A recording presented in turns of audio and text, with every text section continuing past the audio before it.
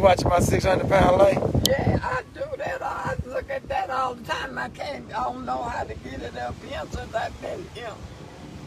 But at home, I don't miss it. The what? I keep it on all the time. That 600 pounds, I keep it on all the time. Well, which one did you watch? I watched that, them two sisters. Lord, one raised hell so much. What happened? She raised more hell than me. She pregnant. She done got pregnant. Yeah. Who got her pregnant, Miss Jane? Some man done did pussy before. He did what? The pussy.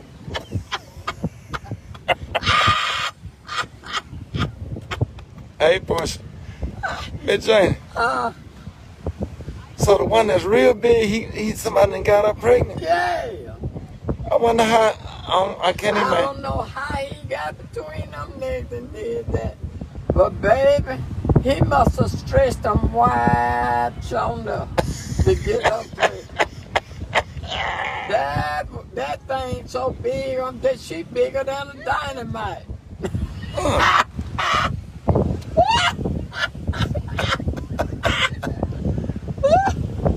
Oh Lord, have mercy, Jesus. And she pregnant for real? Yeah, that fool pregnant. I don't know how that little bitty man got up in there. Oh Lord. He must have sucked that. Oh Lord, don't say it.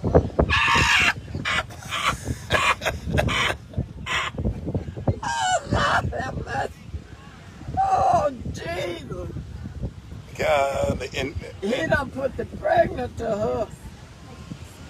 you know, a few of them done died.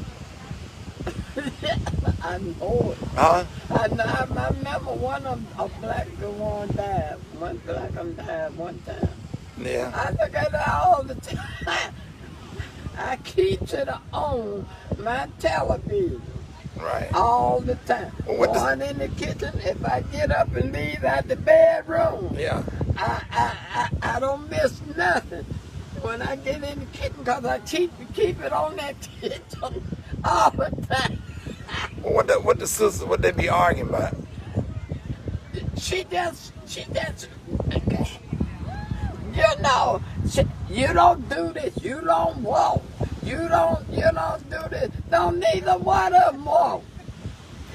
You want to eat all the food up. Well, what they be cooking? Everything, some of everything. They order a pizza and they have about 6 pieces. Yeah. So how many slices out of one pizza they eat? She'll hand out one box and they take a box of pizza. That doesn't mean I got that was pregnant. She get a box before that oven. And she did on a 2 by the time that oven. Women, 2 slices of pizza? No, 2 boxes. 2 boxes. Before that person get through with all the boxes. You ain't gonna save me, no one. That's why they gonna die. So big.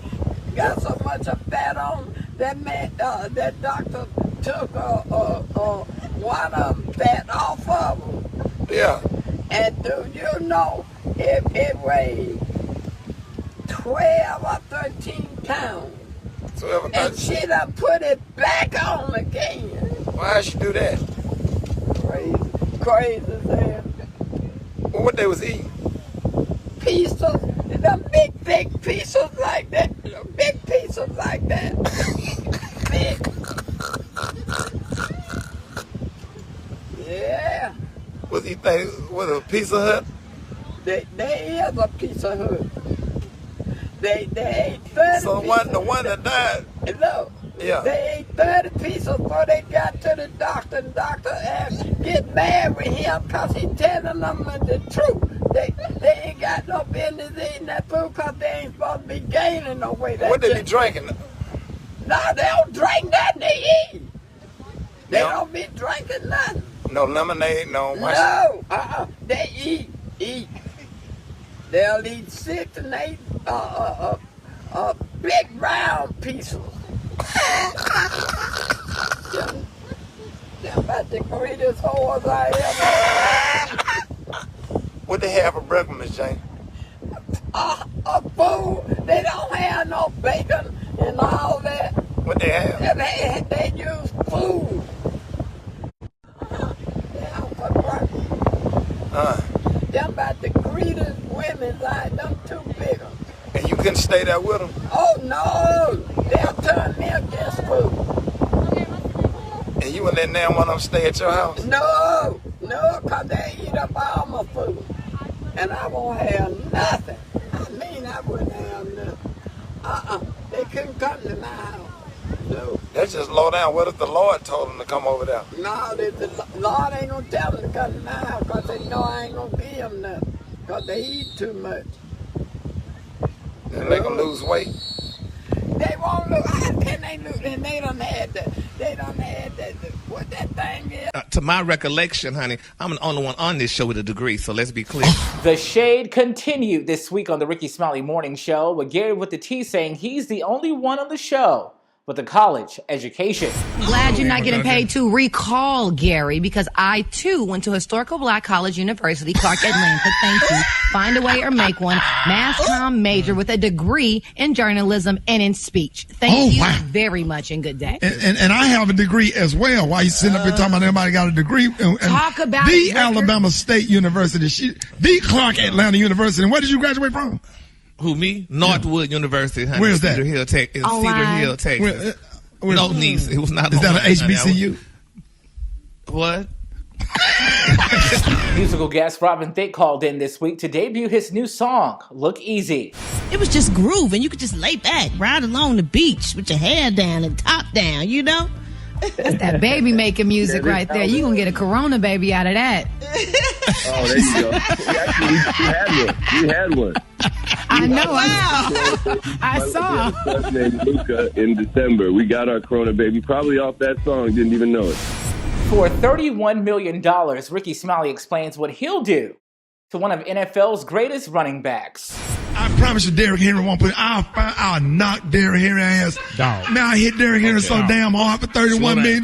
If he kept on the sideline, you don't tell me to slow down. $31 million Super Day.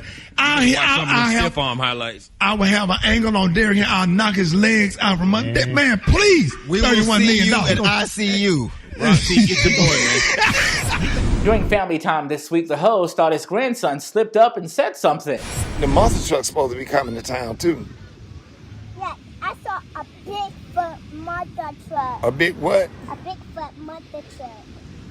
Did you just cuss? No. What'd you say it? Bigfoot monster truck. Bigfoot? Yeah. Oh, I thought you said big something else. The debate was real this week, but Rickey Smiley says sugar don't go on grits. He explains how he knew. When Celie from The Color Purple was walking up the steps with that breakfast, did you see any damn sugar on that tray when she was about to give? It was mixed in the grits. It was not. It was not. It was not. She had, but go back and watch The Color Purple. That's the Bible of all of this. Celia had that ham with that bone in the middle and those pancakes and that damn bowl of grits with that butter and black pepper and salt. You go back and watch it. Another week of no shows from Black Tony. First of all, let's get something straight.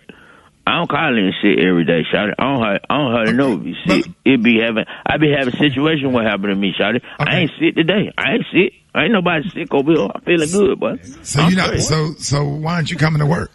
Because I had a situation where folks have all the time, shawty. Can I ask you something, Tony? Can I ask you something? What does that have to do with us? Because we have situations too, but we come to work. Because this is important right now. If you let me explain, shawty, if you let me explain myself and stop bullying me, let me explain myself, shawty. About 95% of the Rickey Smiley Morning Show is broadcasting live from home during the global pandemic, but the Brad popped up in a new location this week. So I decided to be fresh to come sit in the rave. I like the feel of this. This shit kind of jamming. The sound is good. Hey, this Michael Jackson sound good in my ear. Yeah, this how we wake it up in the morning. By any means necessary, we make it work. Don't tell me I ain't gonna get to work. I make it. I ain't no Black Tony. Ha. The host taps into his feelings as he reflects on a childhood memory. I get in my feelings about this. I'm talking about, man, listen, when you couldn't walk to the store, when you didn't have a ride to the store, you go around to Miss Lucy's house. What? Miss Lucy dancing. Or if you live over there in the projects where we live, we had a candy man called Blind Man. He couldn't see nothing. He was totally blind. And I went in there with a damn Monopoly money with a $500 bill and tried to get a Mr. Goodbar. And he was staring straight up at the ceiling. He got that money. And he reached under, I think he could give me a Mr. Goodbar. He pulled out a pistol and shot it up in the air. He said, "Get out of my store!" Friend to the show, Fat Tasha, who's been car-ridden for years, called in this week and was questioned by the show. Fat Tasha, when the last time you got out the car? Probably around like October last year. I had to get when it got there, get a little COVID there. So I didn't need to get out of the car. They just got to did it through the window.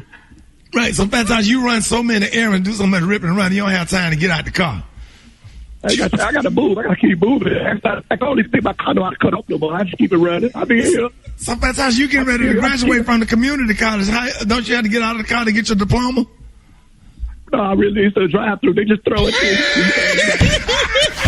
Here's Sister Bernice Jenkins with this week's church announcements. The after-service meeting in meeting room 3 has been canceled. You know what meeting room 3 is?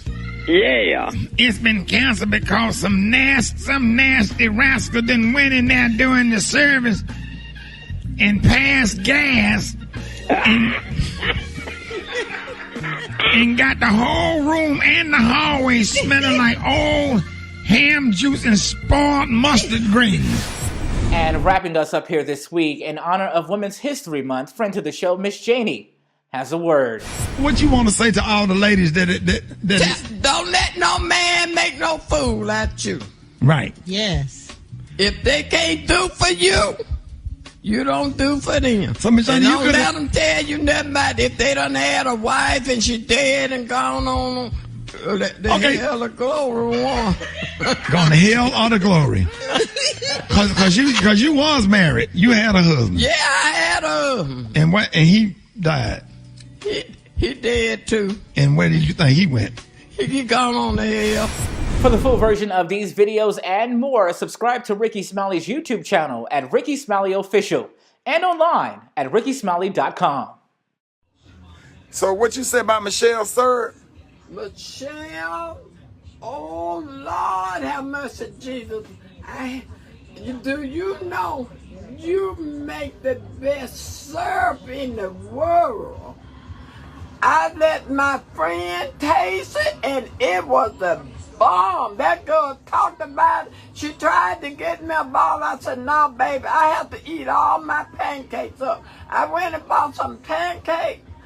They is so good on that, I don't know what in the world to do.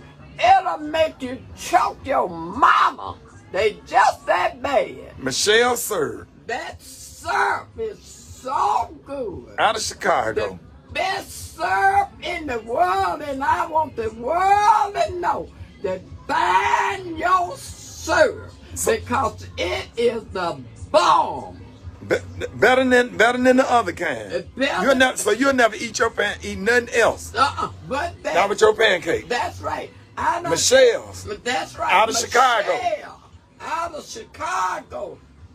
Rick gave it to me, and I swear, he gave me 2 balls with his knitted self. But I'm on. What kind you got? Butter pecan or the Italian cream? But that butter pecan, you ain't giving me none of that. Okay. I like that butter pecan. I swear it's the bomb. All right, then. It is the bomb, and I love it. We'll go to the store and buy your own.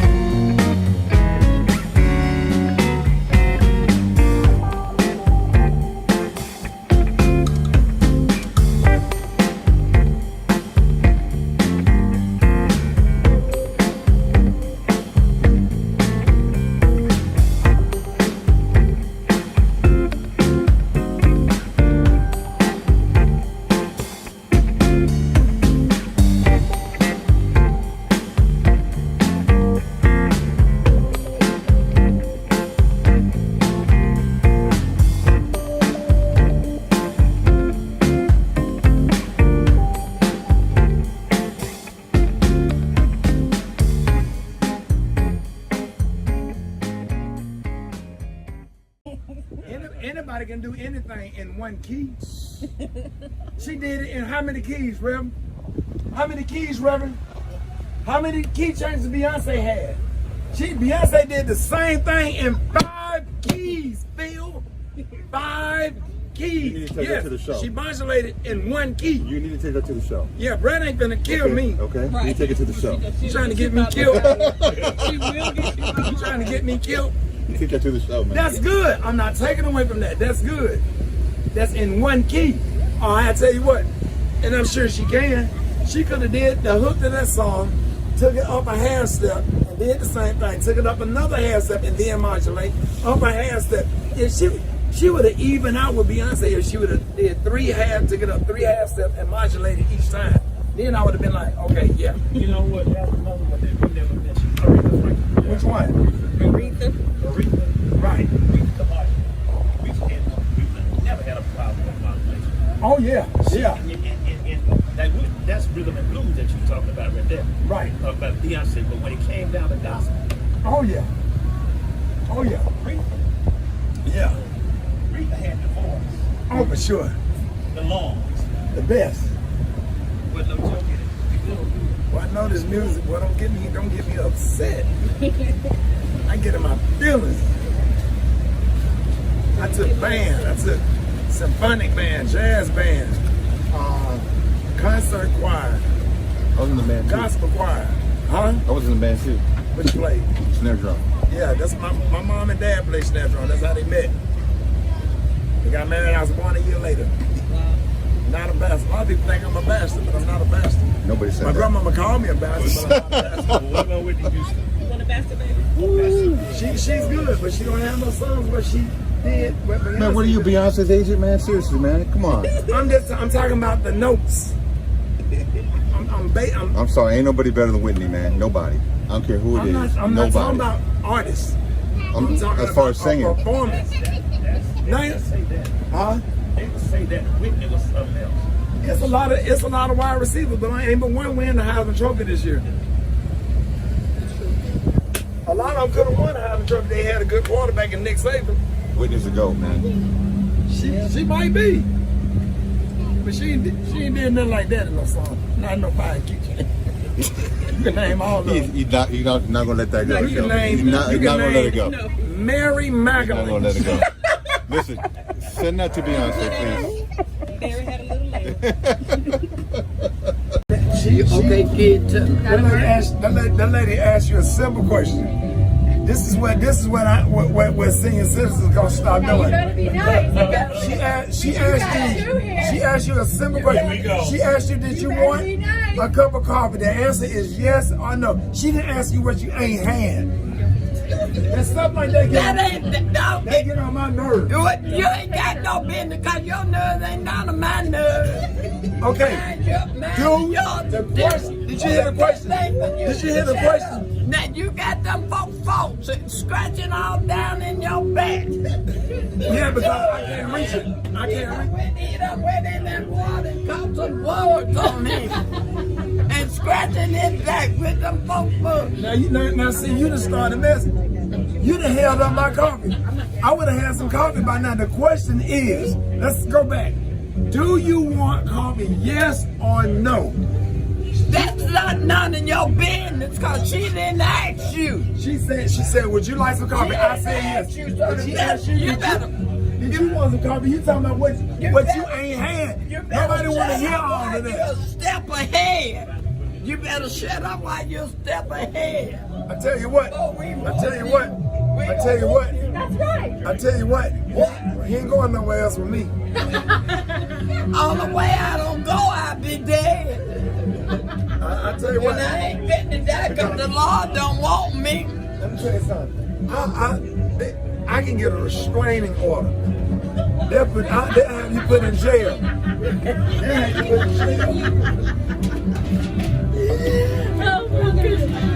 That's why we don't get along. Would you like cream and sugar in it? Could have been had the coffee. You don't need no. You don't need no. So the best thing for you to do is shut your mouth while you step ahead. We could have been had the coffee. Now we got to sit here. I'm out there. Don't sit up there Shelby and side with her. You worry about what you and Big Lip do. You ain't got nothing about that. You know, they just trying to be your friend. They just trying to be your friend because you down here. I've been knowing Shelby. Because you ain't got a lady like her. Thank you, Miss Jannie. Now. What does that got to do with You ain't got no three-legged woman. Yeah. Now. You know what the two-legged woman. Yeah, you feeling better? You sick? You sick, but not. Yeah, I'm feeling good. Now you're straight. You done threw up on these people whole boat. You done threw up. I did not throw up in Yes, you did. No, I didn't. She put all that ice all over my head and my shoulder. She brought me back alive. You didn't do a thing. You didn't come where I was. I helped you up the step. Yes, I did. You ain't helped me to do nothing. I did. No, you ain't helped me to do nothing. I got you up and walked you and sat you right down, Miss Jannie. No, you didn't. No, you did not walk. Hey, you're going to go sit up in church and shout tomorrow, knowing you just sat here. God saw me. God saw what I did. No, God ain't saw nothing. Look, when judgment day comes, when judgment day comes, they're going to run the tape back. They're going to run the tape back. It ain't no tape on me. No, when they made Miss Jannie, that was the end of it. And Jesus going to be sitting there watching and say, he did help you up the step when you threw up all over them folks' boat and we got to pay for it. I ain't throwed up on nothing. Yes, you did. Yes, you did. Yes, you did. I have to get out there and make Run my whole trip. This was my trip. I paid for this trip. My whole trip. Everything was a whole have to get out there and make money. Bitch got money. Everything. I said what? A bitch got money. I'm a bad bitch. To be 83 years old. The way you just up here on this boat throwing up the date. That's all right. That's it, because you carried me somewhere and gave me some food that made me sick as hell this morning. Hadn't even digested down in some old restaurant. Me and Reverend know nothing about. You just snuck some pigtails through TSA and bought some doggone pigtails down here to Miami from Alabama. And that salmon didn't taste like this salmon on this boat. And that first time. You got sick because you just snuck some pigtails down here from Alabama. I wish I had them, because baby, I sure got them down in my deep freeze. We know it. We know it. Yeah. That's what's wrong with you. I give me some, look, I got me a whole case of neck bone once a month. Okay. Why? And I have them cut like they be. Why? Because I like to eat. I cook what I eat. It's not up to you to eat what I cook. Yeah, but that's why nobody come over there want to eat on this stuff. They be banging on the door, and I open the door up at 4 o'clock in the morning. For what? Look at him. There they go hollering in there. Miss Jannie, that's you in there cooking. I said, yeah. You gonna give me some? When I cook oxtail, over $100. I think oxtail soup, I got it. And when I want it, I got it. You understand me? And I freeze it. You can I can, if somebody comes to my house want something to eat, it might not be what you want, but I guarantee you'll need that food. I got collard greens in my freezer in different sizes containers. I got them little bitty ones for me when I want something at one time. Right. That's the way I do it. Come on now. You better get the work because I'm on this shit. Oh, this is nice. What? I'm just making it on the equipment. You look at fun. They don't go off the road. Well, ain't no road on here. It is a road too. See, all this water here. Like I'm gonna get me an asthmat. This boat's called an asthmat. Asthmat. So you can go fast right here. See, you get right there, it's at 25 miles per hour. That boat gonna take off right there in front of the watch. There you go, 5, 4, 3, 2, 1. Oh, is it? Oh, he finna go over there to the little lake. So you can do a little speed right here. You don't have to go idle speed right here. Don't you speed. Don't you speed. Hey, see, I got my. Oh, go ahead. Oh, yes, he can come get it. See, he can come get it. See. Come on. No, he on the phone. No, you good? He on the phone. This same setup is like an airplane. This is your gas right here. You driving it, Ricky? Yeah. You driving right now? Yeah. Nice. The throttle. Hey, let him keep his eyes on the boat. Where you gonna go? I trust him. I trust Ricky. Good. Oh, you do? Yeah, I do. You look good in there. He the damn one. See why don't we get a little. With all the cameras and stuff, damn. So you got a camera back here, right here. See, you got a fish van radar. You are done, man. You are done. You're so done. Yeah. You can probably one of these in a minute now. Oh man, yeah, it's a wrap. Cause my boat giving me problems anyway. Yeah. As soon as my contract, get that doggone in at that. Yeah. You taking my job? This is You taking my job? He trying to. No, son. Don't let him take your job. Some. Don't let him So take your job. You're doing a good job. I just Yeah, he can ride. I'm still on idle, but just a little bit. Yeah, we got to stay on it here. It's all manatees on and Oh yeah. all that. So Look at this. Jet ski. Look at that. And then you think I get on that with him flying like that in the water? yeah. flying through there. Yeah, she was not thinking those weights on me, man. No, they're supposed to get the sea keepers on, so that helps out quite a bit.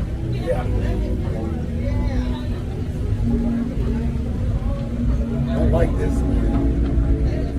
It's no problem. It's comfortable drive. Oh, for sure. Next year. It won't have a top board, but it'll just be here in the bottom. The Flybridge is so much better though, man. It is. It is. I bet. Well, look at all the extra room you got up there, first of all, right? Yeah. The same size boat, you got all that extra room. Right. And then you have a situation that, it's a lot easier to pilot up there because you can't see, you know what I mean? Right. When I'm docking the boat, I'd rather be up there.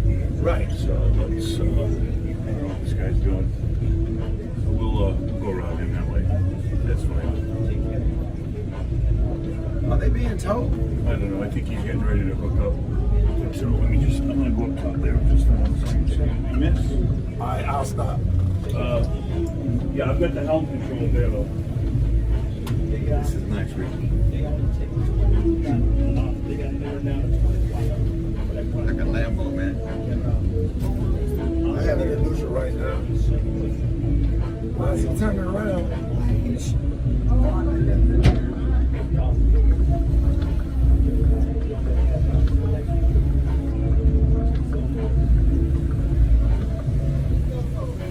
Just made a U-turn in the middle of the channel. You have a U-turn and it's still moving? Huh? You have it in neutral and it's still moving? No, I had it in neutral right here. So now I have it. Now what we doing with that's a tow conduit right there. Yeah. He said he took the seat tow, man. Seat tow like one of the things. Oh yeah.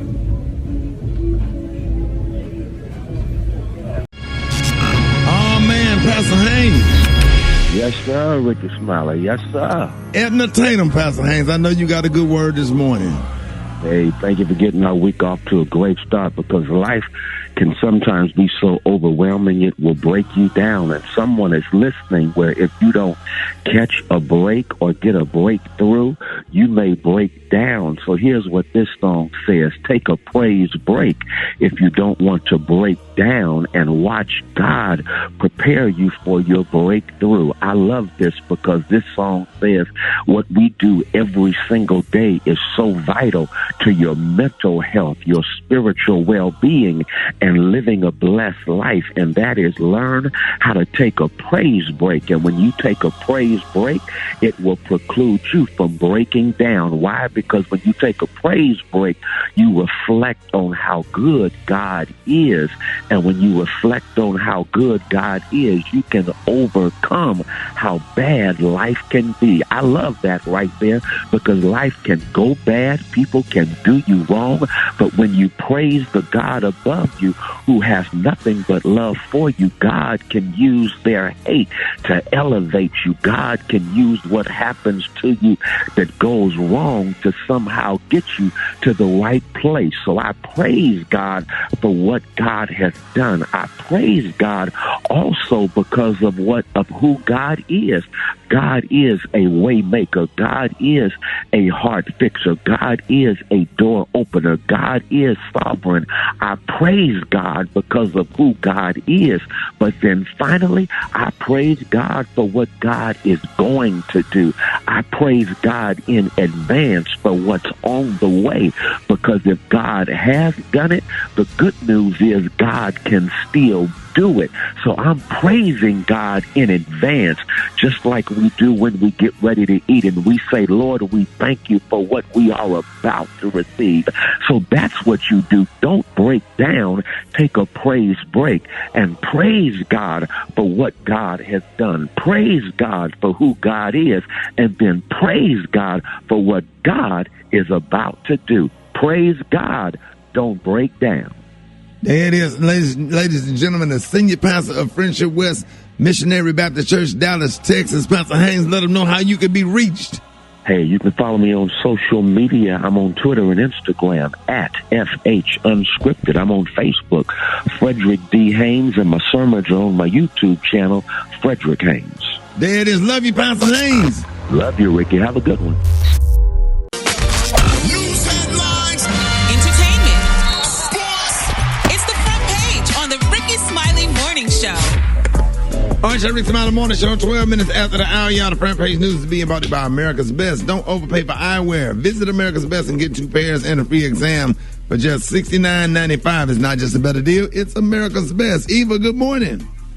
Good morning, Ricky. Good morning, everyone. I'm your girl, Eva Marcille, on this beautiful Monday here with a quick look at your front page news. So the final passage in the House of President Biden's $1.9 trillion COVID-19 relief package is expected on Tuesday after it passed in the Senate on Saturday. However, there could potentially be some pushback from progressive Democrats unhappy that the federal $15 an hour minimum wage is being removed, and as well as the unemployment benefits are being reduced. Now, President Biden's chief medical advisor on the pandemic is warning about the possibility of now, Ricky, a fourth COVID-19 wave.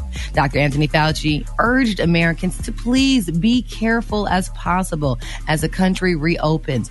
Fauci said a New York variant is very alarming right now, and it's resistant to a lot of the effective treatments, and it is spreading quickly. Now, in other news, a jury selection is scheduled to begin today in the trial of former Minneapolis police officer accused of killing George Floyd. Mr. Derek Chauvin faces murder and manslaughter charges after he was filmed with his knee on the back of George Floyd's neck for nearly 9 minutes last May. And last but not least, New York's top Democratic lawmakers turned against embattled Democratic Governor Andrew Cuomo on Sunday, as further charges of sexual harassment has emerged. Now, since Majority Leader Andrew Stewart Cousins said Cuomo should resign, but Cuomo said during a press conference yesterday that it would be, quote, anti-democratic for him to step down, saying there is absolutely no way I will resign. 2 more women who worked for Cuomo accused him on Saturday of inappropriate behavior. Now, that's after 3 other previous women accused him weeks ago. All right, that was a quick look at your front page news. For more, log on to the RickySmileyMorningShow.com. Rock T, what's going on in sports? It's all good. Sports brought to you by Ford. Tough this smart can only be called F-150. Check out the all-new 2021 Ford F-150 at Ford.com. Built Ford proud, built Ford tough. Let's talk about the NBA All-Star game that went down this past weekend. Team LeBron defeated Team Kevin Durant 170-150. It's no surprise, man. There's never no defense played in an All-Star game. The cool thing is, of course, besides Giannis Antetokounmpo winning the MVP, All-Star game record, making all 16 of his shots, no misses. Portland's Anthony Simmons wins the slam dunk contest. Steph Curry wins the three-point shootout for the second time. Showed a lot of love to the HBCUs, man. FAMU band, Grambling State band performed.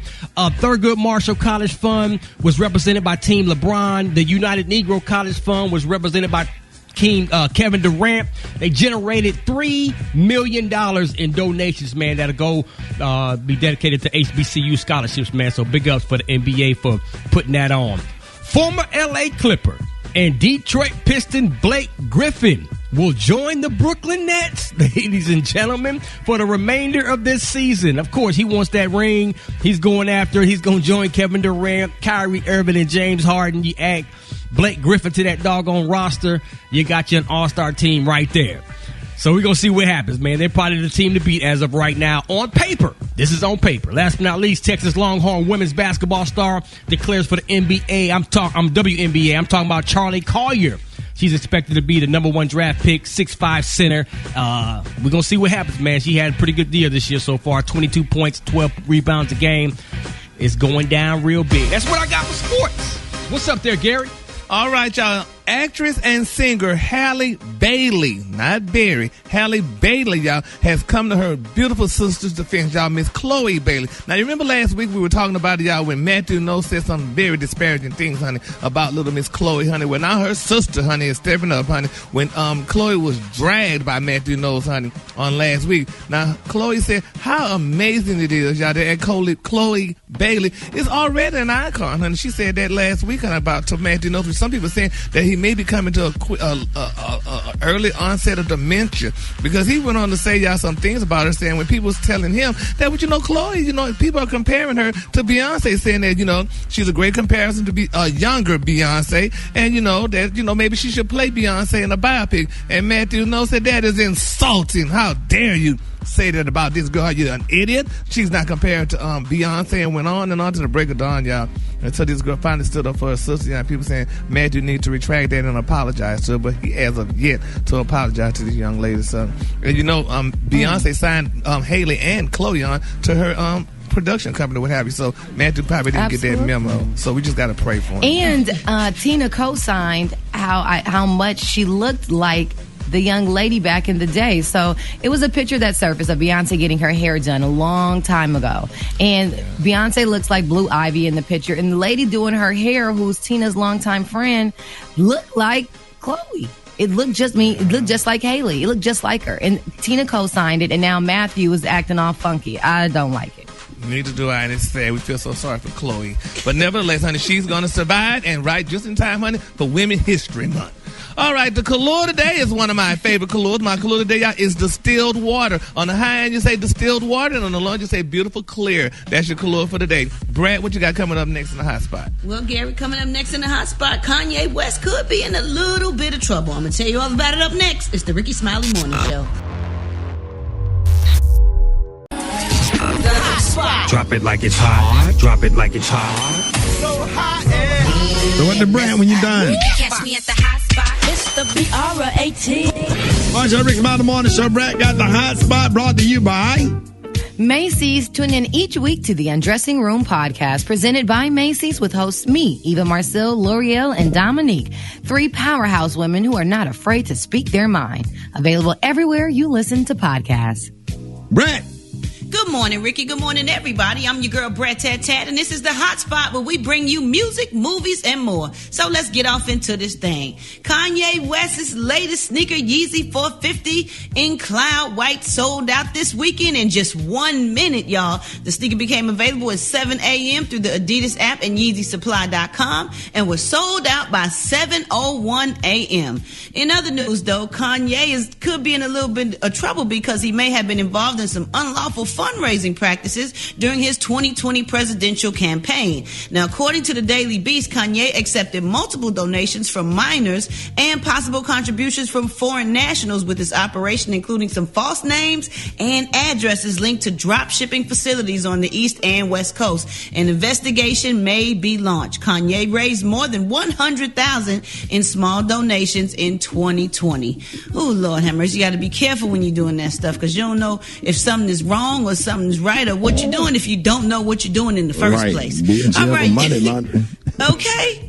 Lord have mercy. All right, y'all, moving on. Beyonce. She remembered 13-year-old fan Lyric Young Chanel, who lost her battle with brain cancer on Friday. Beyonce sang Brown Skin Girl, Halo, and Love on Top. She also replaced the word baby with Lyric while singing the chorus of the latter song.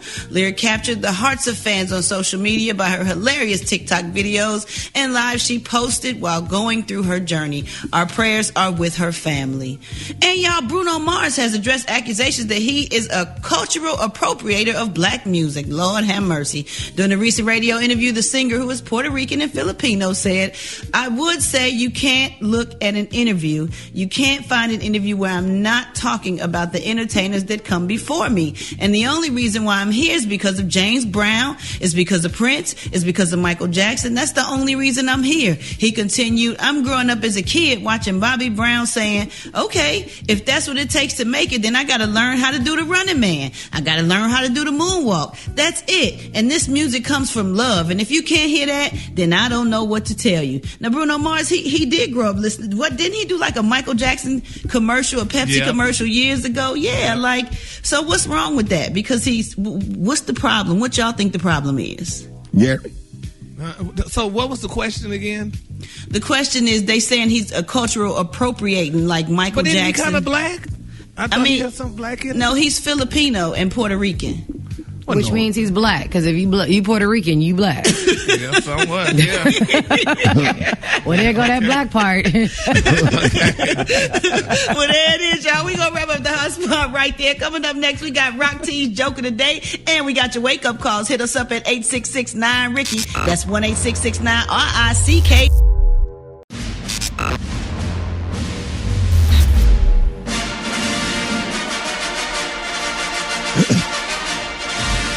Joke of the day. Joke of the day. Joke of the day. It's time for Rock T's Joke of the Day. We hope it's funny this Monday morning, Rock Teasy. There were 3 guys. Their names were Shut Up, Manners, and Poop. Manners was picking up poop from school.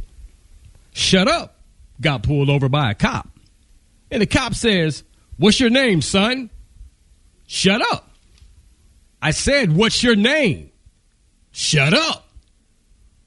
What is your name? Shut up. Where's your manners, boy? Over there picking up poop.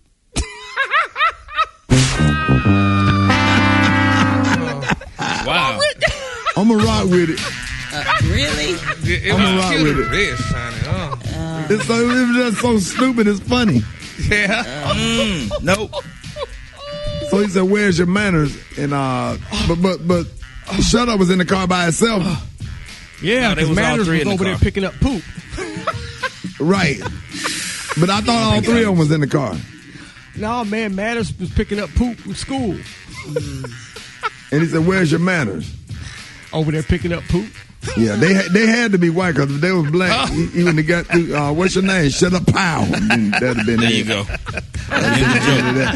Yeah. Yeah. Of all the black kids out there, if your name is Shut Up, they ask you your name, you better give them your middle name. All right, y'all. We got, coming up next, we got the one and only Dr. MJ Collier up next. Rickey Smiley Morning Show. Oh, I love this right here. You go, Gary. Me too, baby. It's waking me up. made my whole day. Love that song, man. I swear I love that song, Gary. Ricky, just picture this. I'm just thinking this. I was just thinking, Brad being Beyonce and you playing Jay-Z and baby, me and Eva just coming from behind the curtains, just walking, baby, in chiffon, flowing, honey. No. Oh, that would be beautiful. I just would love that day. So we need to make a Beyonce. And make a video, Gary. Yes, and you know what? I thought it would be on the catwalk, the old catwalk we had at the old station. Baby, we just walking up and down, baby, just flowing chiffon. I seen it, got up and kicked your leg. Oh, your leg went back up. Yes, and I stretched out for a minute. There it is. We got the one and only Dr. MJ Collier on with us this morning. Well, Gary's excited this morning. Dr. Collier, are you excited about the vaccine rollout? Vaccines. I'm excited about the vaccines, Ricky. Good morning. Good morning. How you doing? I'm doing wonderfully, thank you. I want to say good morning to all of Rickey Smiley morning crew, Gary, Eva, the Brett, Rock T, and Special K, and you, Rickey Smiley. We made it through another weekend, and with this coronavirus, we are having some issues. We got 525,000 people in the United States now dead, and the virus continues to mutate. The new cases overall have leveled off since mid-February, with the 7-day rolling average still around 2,000 deaths per day. But the cases have already started to increase in some states amid warnings from the CDC that new, more infectious variants are taking over. The number of variant cases in the United States have doubled since February 18th. So 2 to 3 weeks now, we have doubled the number of variant cases, and they are becoming the predominant ones. It's likely, Ricky, the question has always been asked, will I have to get booster shots? It's now pretty likely that new booster shots will have to be developed to adjust as virus replicants mutate and alter their own defenses against the current vaccines. It's too soon for anyone to let down their guard, so these states that are opening up and removing their mask mandates will soon see increases in surges. In light of the significant declines in cases and deaths, we should move cautiously to ease restrictions to allow more community activities such as group exercise programs and even things like cooking classes. If you get the vaccine, that can mean freedom. Some people have still not left their homes in over a year. I saw a patient this past week that had not been out of the house, been ordering food out, and not they literally have been on lockdown. This is a relatively younger person, but did suffer a stroke, so they are compromised. The CDC is expected this week to issue new guidelines regarding how or whether Americans vaccinated against the coronavirus may set aside restrictions adopted to slow the spread. Now, those guidelines were actually supposed to come out last Friday, but they did not. They're modifying them because they want to make sure that they are appropriate. They want, because people are wondering, is it safe to get together with friends and family? Is it safe to travel? Can you stop wearing masks? That's the number one question that I get. When can I stop wearing a mask? Or to resume activities like going to gyms and restaurants. Remember, restaurants are the number one most activity connected with catching the coronavirus, going out to a restaurant. The CDC must issue guidelines to recognize the conundrum faced by Americans trying to navigate a society in which some people are vaccinated while others wait their turn. As you see, we're starting to get vaccinated envy now. People are like, when is my group coming? They had a session in Florida that was bum rushed by young people. They found out that you could go and get it there, and they just really overwhelmed the situation, although most of them were turned away for not being appropriate in doing so. Wow. So the vaccine program is working, Ricky. We're seeing up to 82% decline in nursing homes since late December. That is a good control group as to what will happen once you have a reached herd immunity. And in those controlled environments, they have reached herd immunity, and they have decreased the number of cases to less than those great numbers that we were having before. We were challenged with that. There's a concerted effort needed to persuade workers in long-term facilities to get the shots. While over 80% of residents have been vaccinated, only around 40% of staff have been vaccinated. So that is again a problem that we're having. We're getting some pushback from people in healthcare, workers, nurses, doctors who are I'm going to standby mode and wait till it's been out for a while, etc. That makes no scientific or logical sense. But I think now that people are becoming more accepting, they're seeing that people are getting vaccinated. There are no incidences. There's been no deaths associated with getting the vaccine. And now people are seeing that once it opens up to people who have had the vaccine, people are going to appreciate the ability to get it. That is, so Dr. Collier. Yeah, Dr. Collier, let everybody know how you can be reached if they have any questions. Okay, first, these opinions expressed are those of Dr. MJ Collier, not those of Rickey Smiley Morning Show or its radio affiliates across the country. You can reach me on all social media at Ask ASK Dr. MJ. You can go to my YouTube channel, Ask Dr. MJ. We will be doing Facebook Live this Wednesday at 6:30 p.m. Go to Ask Dr. MJ on YouTube and go to my website, lipodrops.com, to find out how to boost your immune system and lose that muffin top with the Lipo Drops. Hold it. He's half man, half woman. It's Gary. I wanna hip you to the T. It's Gary, baby. What up, Gary? Good morning, Ricky. Good morning, America. Good morning to you. It's Monday, a beautiful day in the neighborhood. And here's what's happening in celebrity news, y'all. Rick Ross, y'all. People are saying he may be one of the smartest men in the world. I don't know, but they're saying that Rick Ross, y'all, opened the doors, honey, of his massive 54,000 square foot Georgia mansion, y'all, to the cast of Coming to America sequel, y'all. Did y'all not know Zumanda Mansion was Rick Ross's house? Now, they're saying his 235-acre estate is considered to be the largest residence, y'all, in the state of Georgia. They say now it's become an attractive location site, y'all, for movie producers and what have you, y'all. Now, Rick talked about it when he sat down and negotiated with the people about, renting a house. And he said, when I go and sit down in meetings, the first thing I let them know is what excites me. He said, and 9 times out of 10, he said, it's a dollar figure, y'all. So, honey, he talked about that. And people saying that it was very interesting, though. Now, they said he was only asking for $2.5 million just to use the house, but they paid him $2.75 million to buy the house, y'all, and rent the house during the thing. Now, they're saying, y'all, that it was the perfect location for Coming to America and, to play the house of Zumanda, the Zumanda Mansion. Now, the house is located outside, Zunda. They say it's located outside of Atlanta. It only has 109 rooms. They're saying the property includes only 12 bedrooms, 21 bathrooms, and a dining room that could host at least 100 guests, y'all. Now, they're also saying that there's a 135-seat theater, a 350,000-gallon pool, a bowling alley, and a boxing gym. Now, you know the house, that's a lot of house. And it was once owned by Evander Holyfield, y'all. He built that house. He built that house, and he got in a little $14 million debt, baby, so he had to put that girl on auction. And they say it went for foreclosure at $7.5 million, but Rick Ross purchased it, and they used the house in Coming to America. So Rick Ross' house is in Coming to America. So if y'all didn't know that, now you do. So did y'all see the movie? Had anybody seen the movie yet? Or the, I saw it. Did y'all like it? I did. Brad? It was hilarious. It was funny. Yeah, you just got to go into it and not expecting for it to be like the first Coming to America, Yeah. Right. Because I heard mixed feelings. But anyway, congratulations, y'all. You heard all right, mixed moving feelings? Yeah, some people say, we didn't. Or mixed reviews. Mixed reviews. Well, hell, I mean, mixed reviews. Don't try to come for me this early in the morning. Mixed reviews. Definitely not that. Go ahead. Okay. I think I went into it expecting it to be like the first one. I shouldn't have done that. You can't. Because it was more funny. Yeah, it was more comedy to me this time than a love story, There's two different kind of movies. It was fun. I What'd you liked say? it. I mean, I think we had, like Tiana you said, Taylor killed it, expectations. though. That's what I was going to say. We had expectations because we knew the first one and it did so well and we can say every line. But for them to come back all these years later, I think they did a really good job. And the additions like Tiana Taylor, that was good. It was fun seeing the old characters, too. Really? Well, that's good. Rocky, what you were saying? Rocky, it's two different kind of movies, It's two different kind of movies, man. You can't. The original was a classic, but at the end of the day, in order to kind of revamp something that was a classic, you kind of got to switch it up a little bit. Right. But overall, man, not bad. I mean, I'm excited because I got a phone call. They say I'm going to be when they make Coming to America after next. Well, we're going to wait on that one then. They barely made this one. All right, moving on, y'all. Another celebrity. Okay. In other celebrity news, y'all, this is a very touching subject, y'all.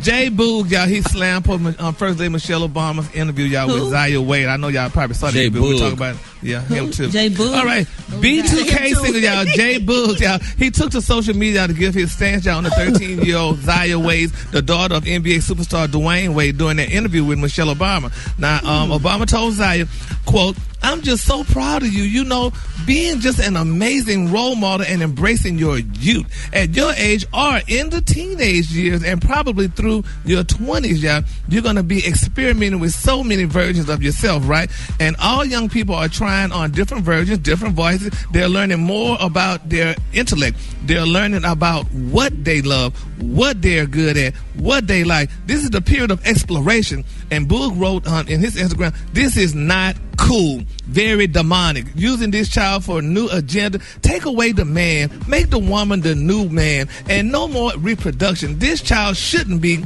the front runner of the movement. Now, Eva, you get touchy about stuff like this, honey. Can you elaborate on that? No, I have something to say.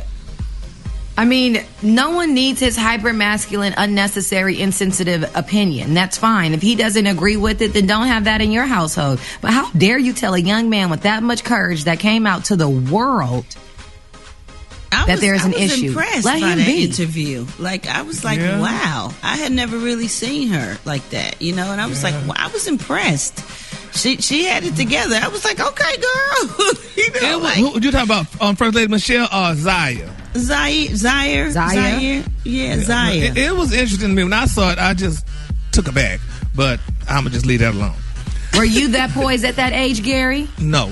I was not that poison at that age, number one. And number two, honey, I was not wearing makeup at that age either. And I was called a punk and a sissy at that. We're going to be on all the blogs. Well, that's why I'm telling your daddy wasn't Dwayne Wade and your stepmom wasn't Gabrielle Union. And no, they were not. And honey, I just had to be called the punks and the sissies and went to school. So that was just my era. So Miss Zaya, honey, I'm happy for her. That's good. She could be who she is, honey, and do her thing. All right, the color today, honey, is one of my favorite colors. My color today, y'all, is distilled water. On the high end, you say distilled water, and on the low end, you say beautiful clear. That's your color for today. All right, y'all, give it up for Gary with the T. All right, Rickey Smiley Morning Show, time for the wake-up calls. Get at me, 866-9-RICKY, 23 after the hour. Wake up, wake up, wake up. It's time to get yourself together. Cause it woke you up this long, this led you in your house shoes, so it would be better. Wake up, wake up, wake up. Encourage each other and be productive. The Rickey Smiley Morning Show, wanna know where you calling from, so come on and tell us and just wake up. Good morning. My name is Betty Washington, and I just want to tell my little niece Wonderland, wake up, wake up, wake up. Yo, this is Babalo calling from the Queen City, North Cackalack, crack your back. Calling to wake up my brother Kenny Washington in Charleston, South Carolina. Wake up, wake up, wake up. Hi, this is Miss Pace from Greenville, South Carolina, and I like to wake up my grandchildren, Tristan, Jasper, and Major Pate. Wake up, wake up, wake up. Hi, my name is Kimberly. I'm calling from Daisy. I want to wake up my husband, Jermaine. Wake up, wake up, wake up. Wake up, if you listening on your radio. It's a whole gang of cities tuned in, locked in. What's yours? Cause we gon' let them know. Come on, Huntsville, wake up. Chattanooga, wake up. And Shreveport, wake up. Wake up, wake up, wake up. When you at Jackson, wake up. Savannah, wake up. In Charleston, wake up. Wake up, wake up, wake up. I appreciate it, Brad. You welcome, Ricky. Black Tony. Shady, I don't even want to hear about no word today, Shady. I can't. You're not coming. What's up, man? Why you calling in at the same time? I can't even do it, but well, first of all, Shady, I'm taking a medical or I'm doing a medical or call out. I think the girl done caught me a scrope. What? Nah, the girl done caught me a scrope. Call Dr. Carey, asked him, can a girl catch you a scrope? Cause she was sleeping on my shoulder, on my arm last night. And her head real big. She had just got her braided up, so it was extra heavy. What, you got some box braids? But them braids all go all the way down on her knees. Them braids go all the way down her back, all the way down her knee. So now she laying her head on your chest with all that extra hair. Yeah, she got a big ass head too. On top, up under the braids, she got a big ass head now. But boy, let me tell you something. But her name is Shady. Boy, let me tell you something. I think I'm in love, Shady. I'm for real, Shady. I think I'm ready to lock it down, boy. All right. Boy, girl, I mean, maybe she can help you come to work every day. Nah, that girl. Nah, she don't go to work neither. Boy, that girl so fat, though, boy. And I know this. How I know she was. I was in love with her, Shady. Yeah. Because she had just got fired from Family Dollar, right? Mm. But look, Shady, because they call her stealing. That's the first thing turned me on. But then the other thing, Shady, we went to Walmart. Shady, we went to Walmart, right? Yeah. Boy, that girl bought that 6-pack of drawers, but them Walmart drawers, but them kind of drawers. Yes, sir. With the different colors in the 6-pack, boy. Yes, sir. Boy, with the stripes on the waistband. So the one with Magic Johnson's son on there looking like Air Jordan. Boy. It come in 6 different colors, boy. Got some. Boy, I'm telling you, you got no these girl drawers, boy. No. I don't have those. I need the girl panty draw, boy. Oh, the big draws. The kind draw, yo. The big draws. Boy, when them girl buy them Walmart draw, boy, and that 6-pack, boy, with the pink, the green, the blue, the other blue, the gray, and the black. Yeah. Boy, and the red. Boy. What they got to do with you not coming to work today, though? Shouted, I seen them draw, and I just said, I'm just finna throw it all away. I don't care about work. I don't care about nothing. She can be pregnant. I don't care, shouted. Flood the basement. So are you resigning? Nah, I ain't resigning. I just ain't gonna make it today because my whole right side of my body froze up. All right, so you'll be here tomorrow. Yeah, soon as my body loosened up, shouted, because she laid on my chest and froze up my whole right side of my body. Felt like I had a stroke. But you'll definitely be here tomorrow. Well, you know, but shouted, I always be there on Tuesday. I'm gonna be there. I ain't been there on Tuesday, but I'm gonna be there on Tuesday tomorrow. I promise you, shouted, I'm gonna be there. I'll be straight tomorrow. All right, Blackton, you promise, man. Yeah, wait, have I ever lied to you? What's up? Get out of bed. The Rickey Smiley Morning Show. The Rickey Smiley Morning Show. Hold it. He's half man, half woman. It's Gary. I wanna hip you to the T. It's Gary, baby. All right, y'all, 7 minutes after the hour, y'all, Gary C is being brought to you by... Brought to you by Soul of a Nation, airing tomorrow at 10/9 Central on ABC. Good morning, Gary. Good morning, Brad. Good morning, Ricky. Good morning, America. Good morning to you. It's Monday, a beautiful day in the neighborhood. And here's what's happening in celebrity news, y'all. Everybody's talking about it, honey. Wendy Williams' ex-husband, Kevin Hunter. They're saying he's very petty. Now, it was just recent, we know Wendy and Kevin broke up. And, a lot of people saying, y'all, that both sides, y'all, may have moved on professionally and romantically. But they're saying they both are living their best lives, in particular, Wendy. Because, they're saying that her nationally syndicated show, The Wendy Williams Show, is highly rated. And her recent Lifetime biopic, Wendy Williams, the movie, y'all, was one of the network's highest rated docudrama in over 2 years. And Wendy is allegedly dating her new man. Well, Kevin Hunter decided to take his mistress / his new woman or baby mama, whatever, to give her a little birthday party in Miami. And people say, how dare he do that? Take her to Miami. That's where Wendy's family is and what have you and stuff. And he's going to go take this tramp hunter to Miami to celebrate her birthday and stuff on Wendy's money, which everybody know. When I said he could have took her to Galveston, he shouldn't have took her away to Miami, honey, because her family there and people there that know her. And that's just not a good look. Why would a man do something stupid like that? I mean, come on. It's Wendy's money. And we know it's her money. To Galveston. Why he can't take her to Galveston? He could, if he took her to Miami, as opposed to Miami. That's Wendy's people out there in Miami, and that's where Wendy vacations. It's a pretty big city. I'm pretty sure they ain't running into each other. I mean, I'm on Wendy's side on all of this, but he did make his own money. He might have earned it by working for Wendy and with Wendy, but he probably got a little of his own money saved up to the side, Gary. He saved up her money because he was working for her. But he did work. He was her manager, so he did get a percentage. So he could be spending his own money. And so you think he spent her money while he was entertaining that damn mistress all those years? Well, that's a possibility. But I mean, now he's probably spending his own money or the money that he got from her. So it's not really technically hers no more. Well, he should have took her somewhere else and not where Wendy people live and where her family is and stuff and where she vacations there, honey. Yeah, it's all messy. It's all messy. That's dirty and ugly, honey. And where did he take her, Gary? He took her to Galveston. To Miami. He could have taken her to Galveston. Well, That's from Fort Lauderdale. I think Galveston is next on the list after Miami. Yeah, well, she don't know no difference. It's like Atlanta versus Macon, same difference. Anyway, Birmingham versus Bessemer, like Dallas Fort Worth. He could have took her to some water, some other water. Lexington versus Louisville, Nashville, Clarksville. Moving on, damn it, Bill. All right, another celebrity news, y'all. P. Diddy, honey. Now, it's being reported he's dating a 26-year-old Insta model named Miss Miracle Watts, honey. Now, Diddy was spotted with her vacation, honey, in a tropical paradise, and they're saying that they married in love. Now, they say he spent $25,000 a day out on rental and telling the world how blessed that he was and how he was with little Miss Miracle. Now, they're saying, y'all, that Miracle, she's a very beautiful girl, and I'm proud that she is of African descent. She's an African-American girl.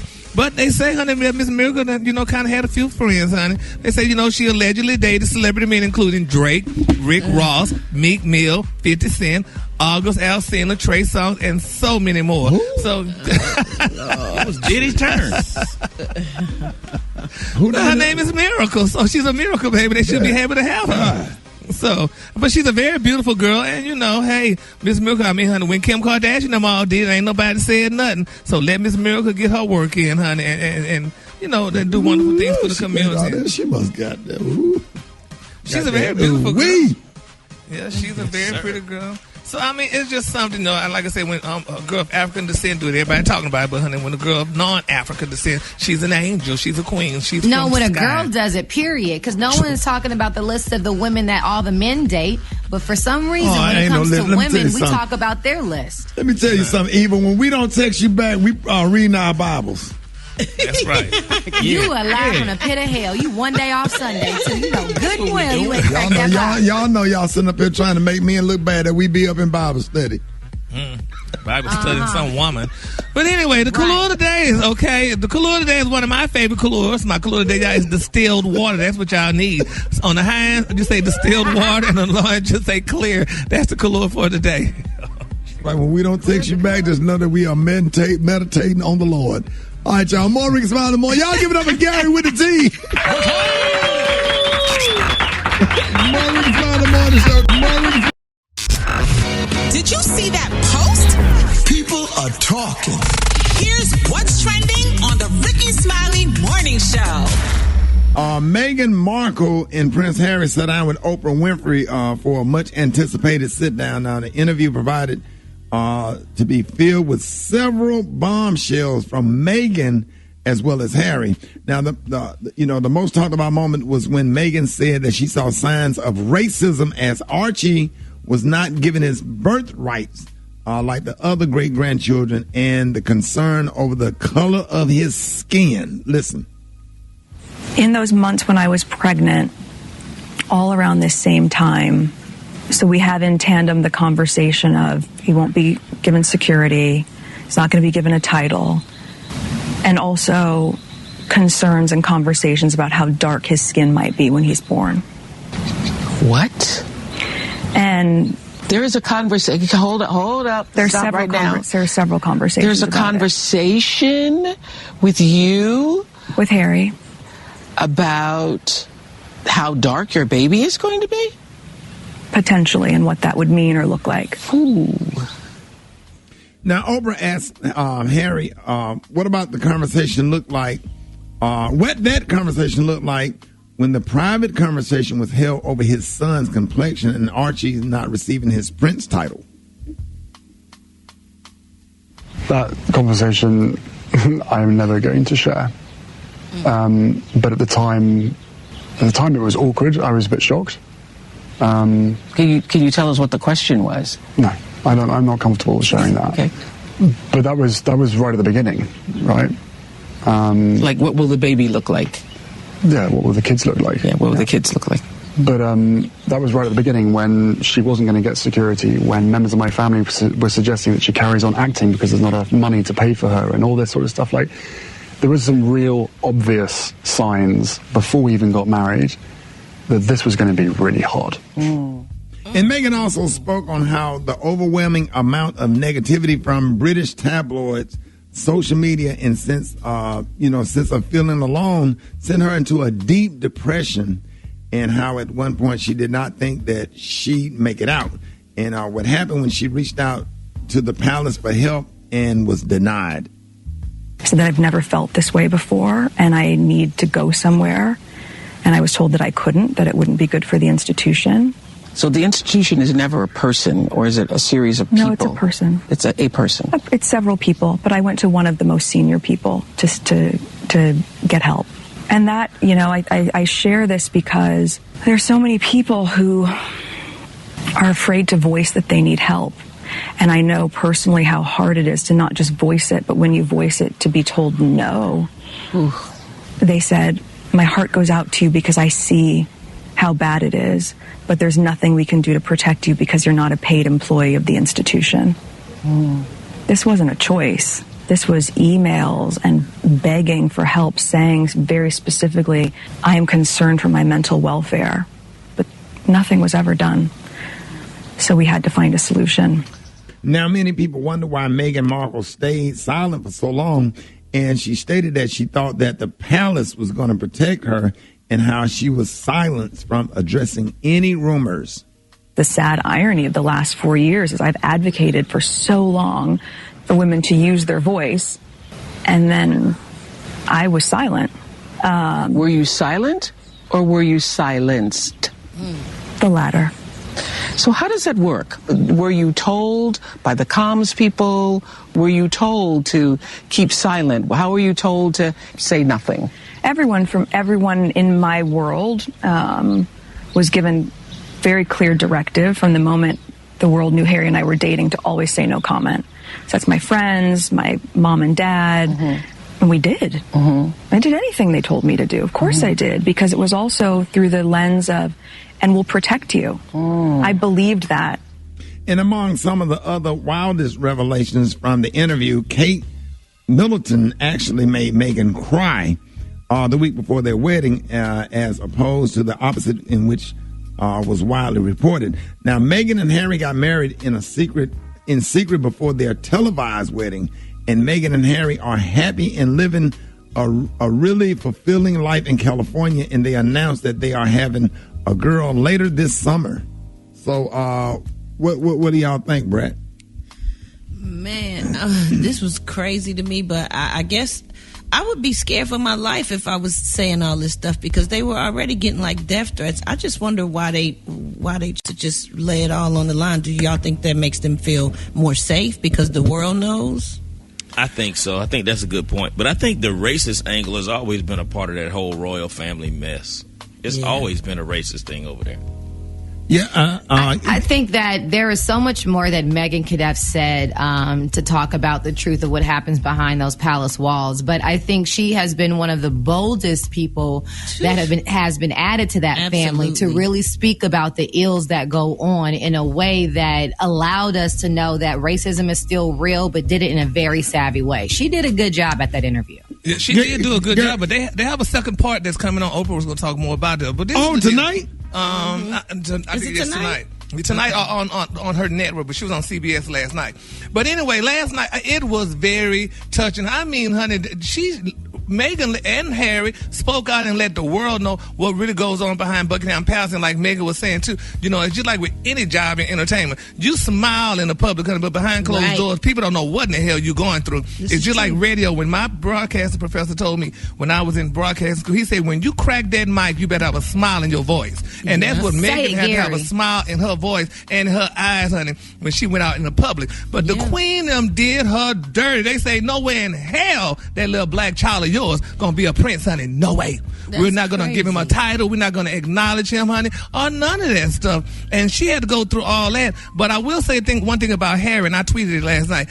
Harry is the ultimate man. I mean, that man stood by. He gave up everything and had to give up everything, baby, to be married to this girl, because they did not like her because she was simply black. And they figured, they said, we ain't giving you no damn security. You come from the hood. You ain't had no security, so we ain't giving you none now. And they even took his security away. Took his security. They took it all from him. Right. Well, he good. He with us. He good. We're going to look out. He sure is with us. They better look out for him or what have you and stuff, though. But Meghan went through a lot, honey. Bless her spirit, and her friends knew. And they tried to compare her to Kate. But Miss Kate said, girl, look, I'm going to be the queen one day, girl. You could just sit on here, go ahead, honey. But you're going to be the queen, but you're going to be unhappy. You're going to be miserable. You're going to have to, I mean, Meghan out there the one with the real life, because money and walls and putting on those tight church Shirley Caesar Easter dresses, Bible study, choir rehearsal outfits. That ain't about anything when you can be in California and go to an amusement park and ride a roller coaster or go to the beach and enjoy yourself. That's what life is all about. I have never liked that. I felt like that. Gary, for 15 years we've been on the radio. Yes. For 15 years you have been on the radio. Well, let me tell you something. I'm from the state of Alabama, and I know a racist when I see one. And I never liked her. I never liked the Queen. The Queen hated Princess Diana. I love Princess Diana. Me too. Princess Diana did community service. She fed people. She did everything that you're supposed to do. She clothed the naked. She fed the homeless. She looked out for people, and they hated her. They mistreated her and they killed her. And I am just so happy that they're being exposed for who they really are. That Queen Elizabeth have she got pictures from with George Washington to Bill Clinton to John F. Kennedy on down. I can't even believe that lady got to be 300 years old and about as racist as Donald Trump. I never liked her. Have I ever, Gary? You never. I mean, as long as you've been on the radio, you always said that about the Queen. But I thought I liked her for her grandness, but baby, the Queen too many things now, though, honey. But you know what? She and also black Twitter tearing them up. Yeah, they are. But you know what? Meghan is just like Lady Di in so many ways. Yes. She is damn it adopting chickens and got him Harry, honey, with some adopted chickens and stuff, honey, in California. They showed that last night. I'm like, that's what was said in the palace, that she reminded them of Lady Diana, and that's why they don't like her. You know, anything out this, you know, and then it take a special person like Prince Harry, and a special person, and it take guts. It take having a heart and having guts, you know, to break away. His daddy don't even talk to him. Man, please, he ain't missing nothing. Look how his daddy treated his mama. Tell me what is he missing? True. He ain't missing nothing. You know what I'm saying? And probably Camilla probably was nicer to her than the Queen was. If I had to guess, but that's terrible.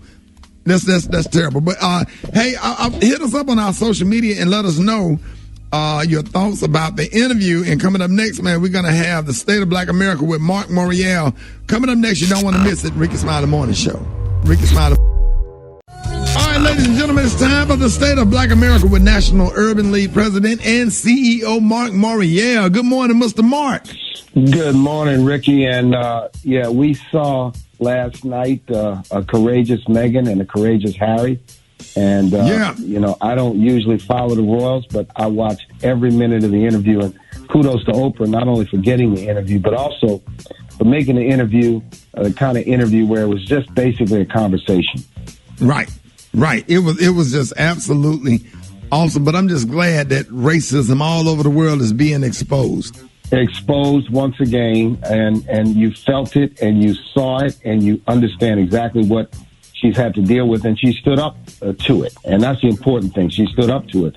Look, Ricky, this morning, I want to salute a great civil rights legend who has gone home, Vernon Jordan, who was the 5th president of the National Urban League. Every day I stand on his shoulders, the 8th president of the National Urban League. And he was a native of Atlanta, finishing high school there in 1953, eventually finishing from Howard University School of Law, becoming the field secretary for the Georgia NAACP and later head of the Voter Education Project, president of the United Negro College Fund, president of the National Urban League, powerful lawyer, investment banker. But Ricky, people can read his resume, but the most important thing about Vernon Jordan is all of the young people he sponsored, he mentored, he helped, he facilitated, he opened doors for. I mean, the testament to this man was he always had a moment for you. He always had a pearl of wisdom, and he never hesitated to pick up that phone and call somebody and say, meet with so-and-so, check in with so-and-so. This is someone you need to know. Wow. Special.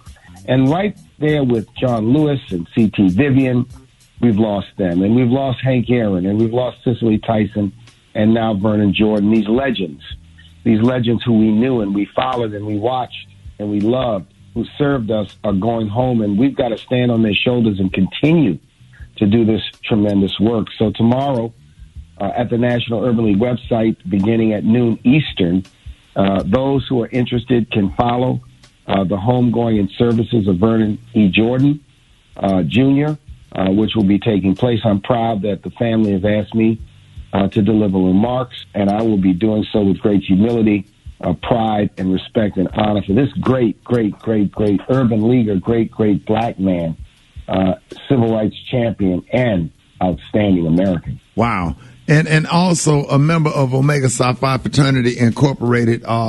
You know, that's one of the first things I learned about Omega Psi Phi, and one of the things that I take a lot of pride in coming into this great organization that I would be frat brothers with the one and only Vernon Jordan. I remember him from the Clinton administration, and that really made me proud because whenever you talked about who was accused, that was one of the first names that came out of my mouth was Vernon Jordan, and I've been proud of that, over these past 20-something years in the frat. So, can you give the family my regards and on regards to the Rickey Smiley Morning Show? That was a big loss as he entered Omega chapter.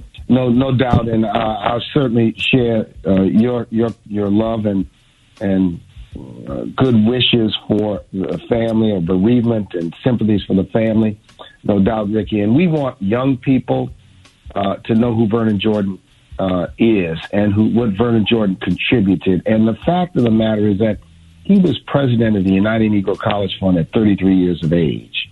He was president of the National Urban League at 35 years of age. This is a man who achieved great things as a young man and continued as he continued in life to become, as you mentioned, that special advisor and friend to President Clinton. So, Vernon Jordan, we salute you. May you rest in peace and may you rest in power. And that is, Rickey, the state of Black America. Absolutely, ladies and gentlemen, please help me give it up for the former New Orleans mayor of Louisiana State Senator, who is currently president of the National Urban League, Marc Morial. Thank you so much for joining us, man, and we appreciate you for keeping us up to date on State of Black America. Love you, man. Love you, man. See you next week. Yes, sir. Have a good day. More Rickey Smiley Morning Show coming up. All the hard-working women and everyday super moms, we got a little something for you. It's Eva's Corner on the Rickey Smiley Morning Show. All right, y'all, Rickey Smiley Morning Show. It is about that time. Eva, what's up? Good morning, Rickey. Good morning, everyone. And welcome to Eva's Corner, where we talk about all things womanhood, motherhood, and the juiciness in between. And today, Rickey, I want to talk about a surprise wedding that was definitely not expected. So this isn't a letter. This is actually hits really close to home. It's a friend of mine. I hang out with a lot of people that are older than me. So a lot of my friends have grown kids. And my homegirl, Mary, has been married to her husband for quite some time. They had their children young, or their child young, rather. One daughter named Tia. So Tia is a beautiful girl. She grew up regular, 2-parent home. She was in leadership. She did Girl Scouts. Her mom tried to put her in pageants. She played in band, did all the things that young kids are supposed to do. Went off to college. She's always been a little shy, but you blossom after a while. She went off to college, Rick, and now she's home. It's her junior year, and she brought a guest home during COVID. And the guest is her girlfriend, who is actually now her fiance. Now, Mary and her husband, Derek, had no clue that their daughter lived an alternative lifestyle. That's not the big surprise. The big surprise is Tia, who's the daughter, came home and basically said, Mom, Dad, I no longer want to be called a girl or she or her. I am what is classified as non-gender binary. So Dad is like... Is that a new one? It's a new one, Ricks. It's a new one. So Dad is not understanding, but what I do love is that Dad is not knocking it. He just wants to know what's going on. So she explains that non-gender binary. She threw that damn football 70 yards out there in the middle of the street. He knew that a long time ago. But so it's basically when you don't identify with a gender. You don't, as a man, identify with the masculine or the feminine. You want to be non-gender binary. So now she's ready to get married. Dad is like, okay, I guess I'll learn along the way and just roll with it. But my girl, Mary, is confused. She does not know what to do. She gets corrected by her daughter when she's on the phone and she says her or daughter. Her daughter's like, I'm not a her. I'm not she. I'm your child. I'm a person. So what do you do when your adult kid comes home and no longer wants to be what you have always known them to be? How do you deal with that? Well, the kids just gonna have to give us time. Parents are older; they're not gonna understand everything right away or whatever. You need to give us a handbook. Hell, everything else come with directions. Tell us what we need to say, what we can study. You need some directions. Yeah, if you're gonna sit up there, change. Now you said something new that I never heard before. Now, what was that again? non-gender binary, but what you said was the same way the dad took it. The dad took it like, do me a favor and just break this down. Let me understand. Explain this to me. And what I learned from this is, as much as men and women are different in our different ways, us women, we have an idea of who we want our kids to be, boys or girls. And so what this showed me was, as much as we teach our kids the path in which they need to go down to have a successful life, we need to leave them room to live their life and to take their path and not be so upset if they choose a path that you didn't choose. Like, but even they don't want to be a doctor. these parents be knowing they done went out there and that girl and pulled the whole transmission. What? With a hand, with 65 damn yards, man. Phillip head screwdriver and a small wrench set that she had got herself from Home Depot. They knew that when she went out there and pulled her transmission without and stuff and She got a fixing toolbox cars for Christmas. and stuff, and she done redid the gutters and all that stuff. They knew. Then she done came home with a fade looking like Lil Boosie. Hey, Eva, what you laughing at? Let me tell you something. Rickey Smiley, you need to do a movie about your life, but not just the whole story. I want to know everything pre-Little Daryl to Little Daryl, because your life is a movie. When I tell y'all this little comedy stuff, radio, movie career ain't nothing compared to my childhood. Hey, this has got to be a way that we can record the off-air conversation. We don't get enough time to talk because we got to play music or whatever. But if we can start recording this conversation off the air, y'all will be crying laughing. But can you just tell the people about Rudolph? Oh yeah, I'm gonna get my cousin Tara that live in Cleveland. When I used to live in Cleveland, we used to walk home. I'm gonna tell y'all about our older cousin Rudolph. He used to walk us home from school every day. Or whatever. I got real story. I don't make this stuff up. Hold on, dog. Yeah. My favorite story of all time. You got to tell the story about your boy Pau. Oh, Pau? Hey man, Pau died about 2 years ago. Eva, listen to this. Pau was deaf, but he never used sign language. But you can understand. But we grew up over there in Kingston Project. We can understand everything that he was talking about. And like somebody get to fighting and get to shooting, he'll come knock on my mama's door. And for some reason, I always bought my ass down those steps when I heard Pau, because I was just intrigued. And he trying to tell you that somebody got shot or whatever.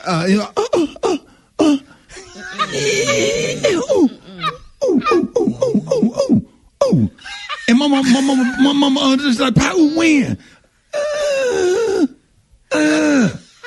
My mama said, what? And what caused him to shoot it? My mama said, well, what time it happened? 12:30. My mama said, did you hear what Pau said? Blue got shot. I said, oh, Lord. What happened? Where he at, Pau? He had Cooper Green Hospital. Brett. Okay. Gary. Right now going to hell with you. Man, listen to tell you something, man. Every time something happened, Pau came over there.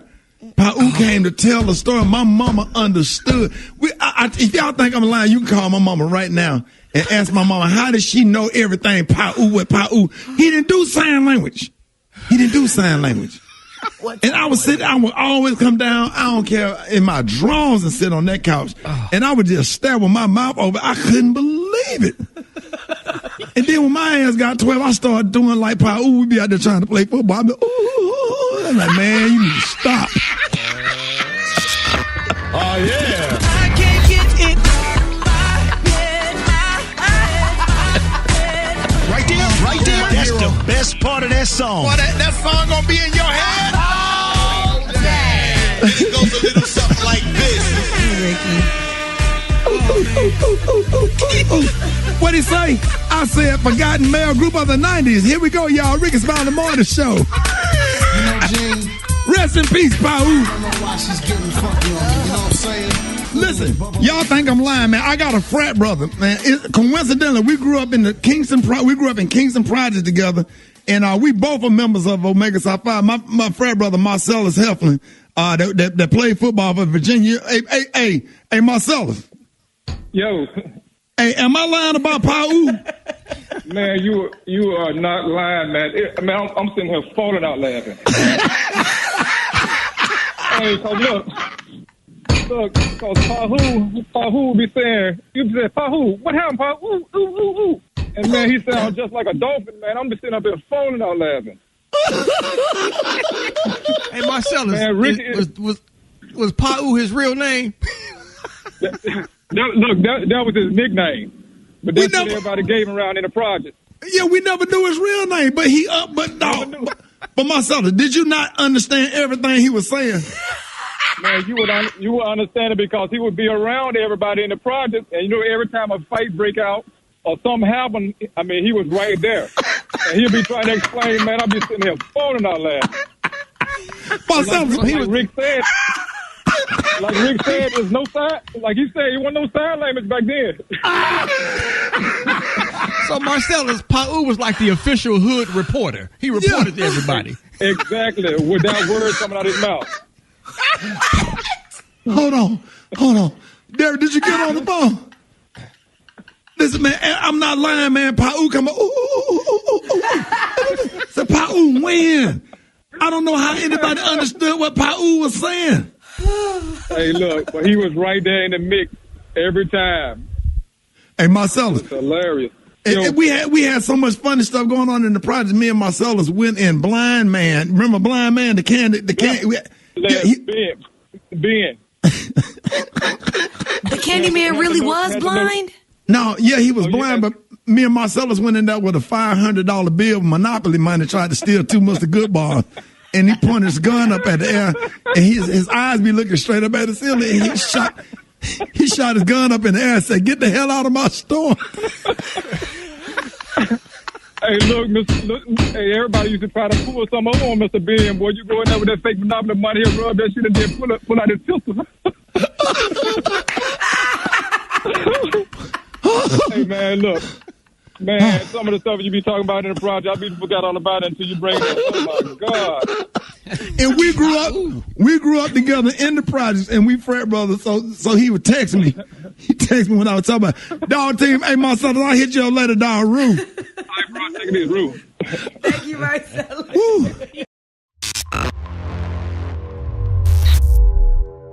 We got the one and only Janai throwing on with us this morning. And now we're going to highlight International Women's Day, where we're going to ask the hot topic on everybody's mind first. The Senate passed the $1,400 stimulus bill this week, and there was still a few more steps before it's official. When do you think people can expect payments? Well, I think the next and final vote, Ricky, looks like it could potentially be Tuesday. But our President Biden seems confident that most people should receive their third payment sometime in March. But I think we all have to realize, we have to remember, we're in the middle of tax season. So the IRS is busy. You know, they're issuing tax refunds. This is their normal busy season anyway. But I think the first and second wave should definitely be in March. So I think if people be patient and be optimistic, March looks like it's going to be the date.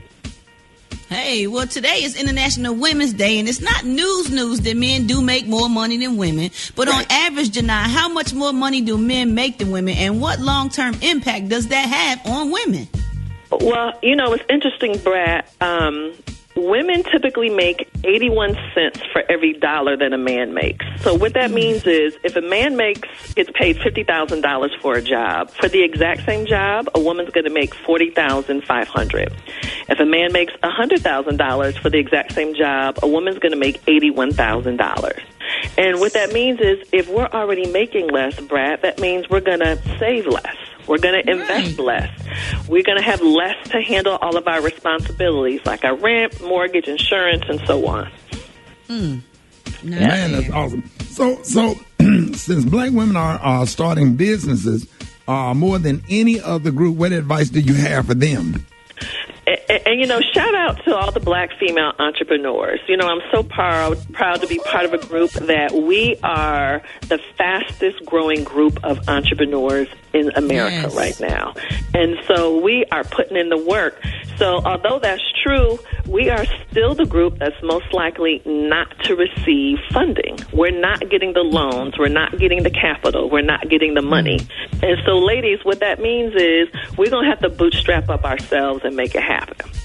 So I wouldn't be discouraged by those statistics, but, you know, most businesses are able to start with about an average of about $10,000. We're going to have to phase in our businesses. You know, we're going to have to build and protect our own credit. We're going to have to use our credit cards.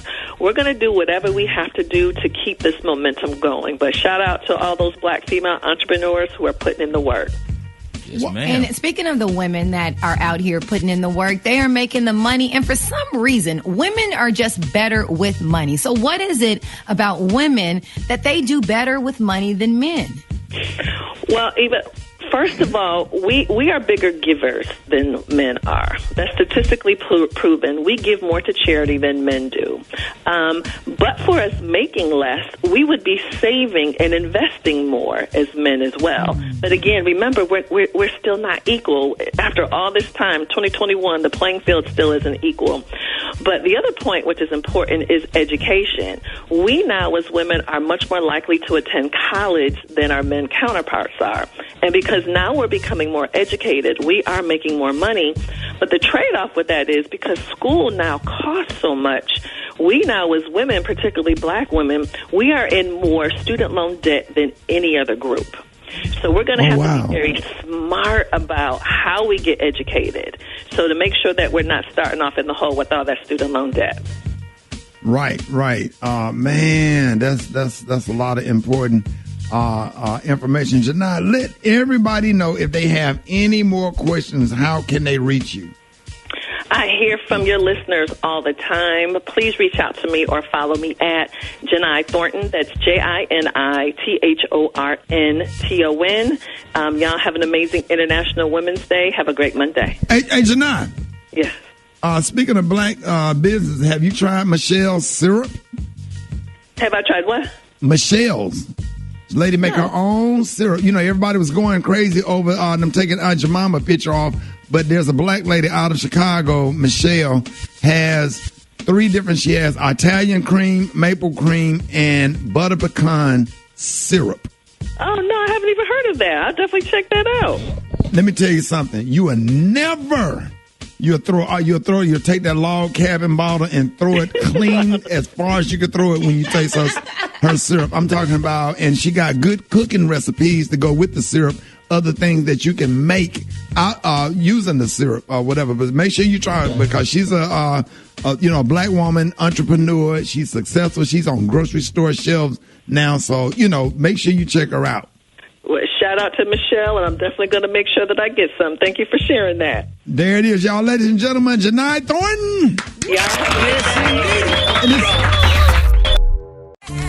News headlines. Entertainment. It's the front page on the Rickey Smiley Morning Show. All right, Rickey Smiley Morning Show, the same as me, buddy, by Charmin. We all go. Why not enjoy the go with Charmin? Whether it's the irresistible cushiony softness of Charmin Ultra Soft or the superior strength of and absorbency of Charmin Ultra Strong. Either way, you can't go wrong. What up, Eva? Good morning, Ricky. Good morning, everyone. I'm your girl, Eva Marcille, here with a quick look at your front page news, and happy Monday. So thousands of people traveled to Atlanta for this NBA All-Star Weekend. The city was hit with at least 13 different shootings and left one person dead and several injured. Many are concerned about the massive parties that were hosted there this weekend with nearly no one wearing masks. Dr. Anthony Fauci is warning about the possibility of now a 4th COVID-19 wave and is urging Americans to be as careful as possible as the country starts to reopen. He also noted that New York's variant is very alarming because it seems to be resistant to some effective treatments and is spreading now at the time and is seeming not to ease up. Also, economic relief is on the way, you guys, as millions of Americans should be seeing the $1,400 coronavirus relief stimulus payment as soon as next week. The House is expected to vote for the $1.9 trillion package this week on Tuesday, and the Senate passed it over the weekend. Also, security plans are in place in Minneapolis as jury selection is scheduled to begin today in the trial of Derek Chauvin, the former police officer accused of killing George Floyd. Chauvin faces murder and manslaughter charges after he was filmed with his knee on Floyd's neck for several minutes last May. Also, Bowling Green State University in Ohio is confirming that a student has died from following an alleged hazing accident at the school's fraternity house. So in a statement released yesterday, the school called the death of Stone Foyts a tragedy. They placed the Phi Kappa Alpha fraternity an interim suspension, and Foyts was taken to the hospital last Thursday in critical condition after an alleged alcohol-related incident off campus. And last but not least, in very odd news, a TV reporter in San Francisco was doing a report in the field on Wednesday about a neighborhood that had seen a lot of car break-ins. Well, in the middle of his report, he was robbed at gunpoint. 3 guys stole his camera and drove off. And reportedly, thank God, no one was hurt, but police did find the camera later that day thanks to a tracking chip inside. But there is no word on whether they have any suspects. All right, that was a quick look at your headline news. For more, log on to the RickeySmileyMorningShow.com. Rock T, what's going on in sports? NBA All-Star Weekend. Yes, indeed, it went down in Atlanta. As you mentioned, Team LeBron beat Team Durant 170-150. Giannis Antetokounmpo wins the MVP. Portland's Anthony Simmons wins the slam dunk contest. Of course, Steph Curry, he wins the three-point shootout for the second time of his career.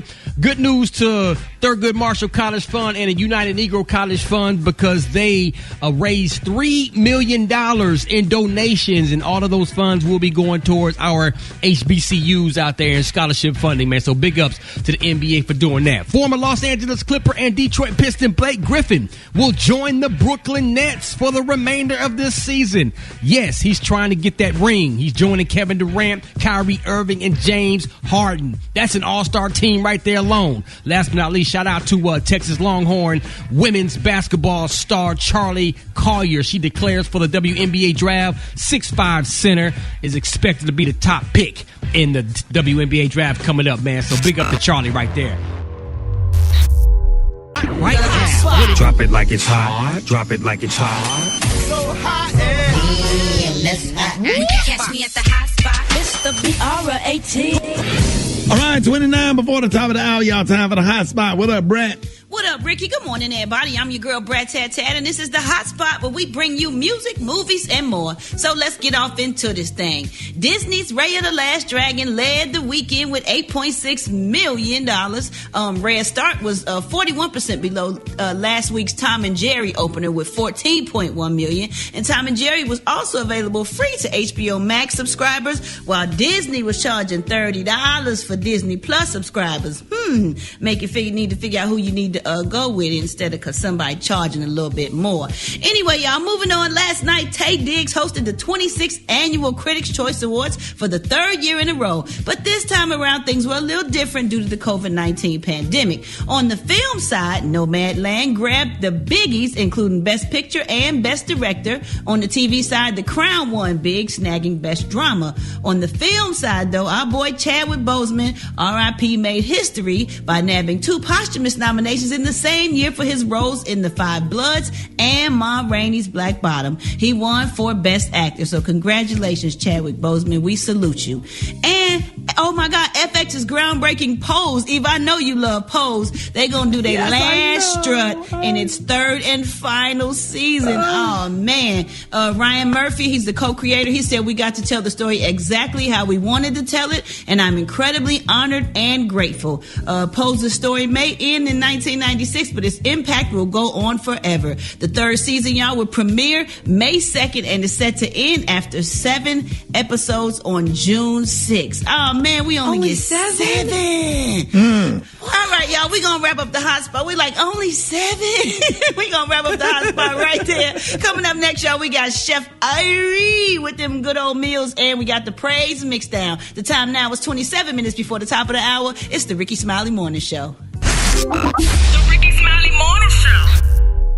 All right, y'all, we got the one and only. It is time for quarantine cooking with one of the best chefs in the United States, representing South Florida, man. The one and only Chef Irie. What's up, man? Rickey Smiley morning crew. What's going on? Hey, man, we happy to have you this morning, man. One day, I laughed in Eva's face when she said that she had cooked some oxtails and butter beans. And then when you made yours or whatever, and I was like, I feel bad for laughing at her because that was damn. Was it a butter bean in there? It was, but yeah, he did oxtails and butter beans this weekend. From. Eva, I swear. Oh, you got that from Chef Irie's recipe? I get it from a Jamaican recipe. That's where you get the butter bean part. God. Chef Irie, what you got for us today? We saw some of your food on Instagram this weekend. Woo! So today we got you a little escovitch snapper fillet. And just real quickly, escovitch, it came to us in Jamaica from the Spaniards in the 16th century, and it was a way of preserving, cooked meat. And escovitch is vinegared sauce. So what you need to have, make sure you have your snapper fillet, or if you want to do whole fish, that's fine. But here what you got to have ready: shredded carrots or julienne carrots and onions, allspice berries. You definitely have to have Scotch bonnet pepper. No other pepper, I'm sorry. Scotch bonnet pepper cut up. Use some red, green, gold pepper, bell peppers, garlic, and thyme. Now you're going to season those snapper fillets. Then you're going to sear them nice and crispy on each side. Cook through. Take them out. And this is a great thing about this dish. It's a one-pot dish. I love one-pot dishes, man. You clean them fast and you're good to go because it makes you eat fast, too. Now you're going to add all your onions, your peppers, everything back into the pot. Don't scrape nothing out and let it get happy. Let the onions cook through. And then you're going to add the vinegar. You can use rice wine or apple cider vinegar. That's good. And let that get happy. Add the thyme, a little more spices to that. And to make this sauce a little luxurious, man, you can add a little butter at the end. And when it's cooked through, you just put the snapper on the plate and you just pour that escovitch sauce right over the top. That Scotch bonnet is going to sing. Trust me, Ricky. Trust me. This is Jamaica right in your mouth. Chef Irie, let everybody know how they can find the video to this fabulous recipe. So this video is going to be on all Rickey Smiley morning official pages, and you can find it also on my pages too, on Twitter, on LinkedIn, on Facebook, Chef Irie, and yeah. The one and only, ladies and gentlemen, Chef Irie! More Rickey Smiley Morning Show coming up. It's the Rickey Smiley Morning Show. What's going on there, everybody? Chef Irie here in the house, man, and we're going to do another video for you. What we cooking up today? We are cooking up some Jamaican escovitch snapper. But of course, you can't start anything else without a cocktail, and today we're doing Bombay Sapphire with a little grenadine and a little triple sec. Yes. These last few months, I've started to take a liking to gin. So there you have it. Let the gin speak for itself. So I'm here down in South Florida, people. Yes, private chef, caterer, personal chef as well. So we do everything for our clients, meal prep and all. And you can find me, chefirie.com, Chef Irie Twitter, Chef Irie Facebook. I am Chef Irie on Instagram. So escovitch snapper or escovitch fish. You won't just find it as a street food, but you can find it in most Jamaican homes, being cooked definitely on the weekends, on Saturdays for sure, and sometimes during the week. Sometimes you just feel like that's what you want. And if you go to the beach, Hellshire Beach, you can definitely get you some good escovitch snapper. And the fish there is fresh. Out of the ocean. Yes. From sea to stove to plate. Trust me, you can't get fresher than that unless you're jumping out of the boat right into your mouth. Anyway, we have our usual suspects, kind of sort of some of our usual suspects. We're getting our heat started here. All right. So what we're going to do first, we're going to season up our fish. And I'll tell you as we go along what we have for this dish.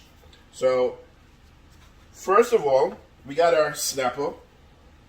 And we're doing fillets today. Typically and traditionally, this is done with the whole fish. And I really wanted to do it with the fillet, you know, to make it go a little quicker and explain a few other things as well. So we got our fillet, and what we did after taking it off the bones, we went ahead and we scored. I'm going to show you real quickly. Scored the fillet, nice sharp knife, and then we put them on the plate in between paper towels just to get them nice and dry. Pat them dry, nice and dry. Put them in the fridge, you know, let it sit for a minute, and now we're going to season that up. All right. So we got our spice blend here. And we're going to season both sides. And the good thing about when you make the skewers, we can actually add a little oil to this, to both sides of the fillet. And what I'm using today is a little grapeseed oil with an olive oil blend. So we get a nice and healthy, good flavors. Not a lot of oil in the fish, just enough. So when I put this seasoning down, you know, that seasoning is going to stick. Yes. So season up, pat the seasoning into the fillets. We're seasoning both sides, not that one side thing, because you know you're eating both sides of the fish, right? So guess what? Both sides of the fish need to be seasoned. All right. All right. So we got that going, and of course, you can escabeche pretty much any fish. But, you know, we just tend to like this cool snapper fish here, in not only in Jamaica, but in the Caribbean. But, you know, tastes good, and the flesh is right. It's just good. It's just a good, wholesome fish to have. So we're going to add some oil to our pan here. That's been heating up. And what we're going to do is add our fish to that. All right? So what you want to do, season both sides, is take your fish and you want to lay it. Yeah, sounds right about right. So instead of just dropping it in the pan, you're going to lay the fish from the end that's closest to you and just lay it away from you. And you just want to put a little pressure on it. And it's like, chef, why? Just to make sure that it's sort of, you know, it doesn't puff up as much, because the scoring of the fish is to help to prevent that to a certain degree. So you just want to put a little pressure on it with your hand, and then we're going to come back here and we're going to put the rest of the fish in. All right, that's been scored, and I promise you I was going to show you how to score the fish. Now, it is real simple. You want to make sure that your knife is nice and sharp, though, okay? And all you're doing is just making little slits, gentle pressure, and just score it all the way along the length of the fillet. And if you notice, I'm not putting a lot of pressure on the fish. This is not a hot job. This is not where no, that's not what you want. All right, so we want to season both sides. And like I said earlier, the scoring of the fish will help to get more seasoning in it. All right, put that down, wash off.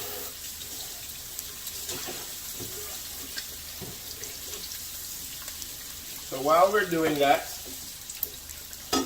while that is happening, let's talk about this fish. So yes, I did say we had a whole fish, and that's what we did. Took the meat, and this is what's left. And you're like, all right, chef, I'm just going to throw this in the garbage. No, do not do that. At least not until I tell you to. Why? Because you can make some very good fish broth, fish stock, fish fumet with this. All right? So what you want to do is rinse them off nice and good, cut them up in pieces, so it can fit in the pot, head and all. Cold water, thyme, some aromatics, carrots, onion, what do we got? Peppers, some garlic, some carrots, some celery. And you can add some allspice berries as well. And maybe a little parsley stem. And then you want to just bring that up to a boil, about 30-40 minutes, take it off, let it cool, strain it off. You got some nice fish broth to make fish soup, or as we would say in Jamaica, fish tea. All right, now we're going to check our fish. So what I'm looking for is a nice sort of sear on the fish. Let's turn that back over.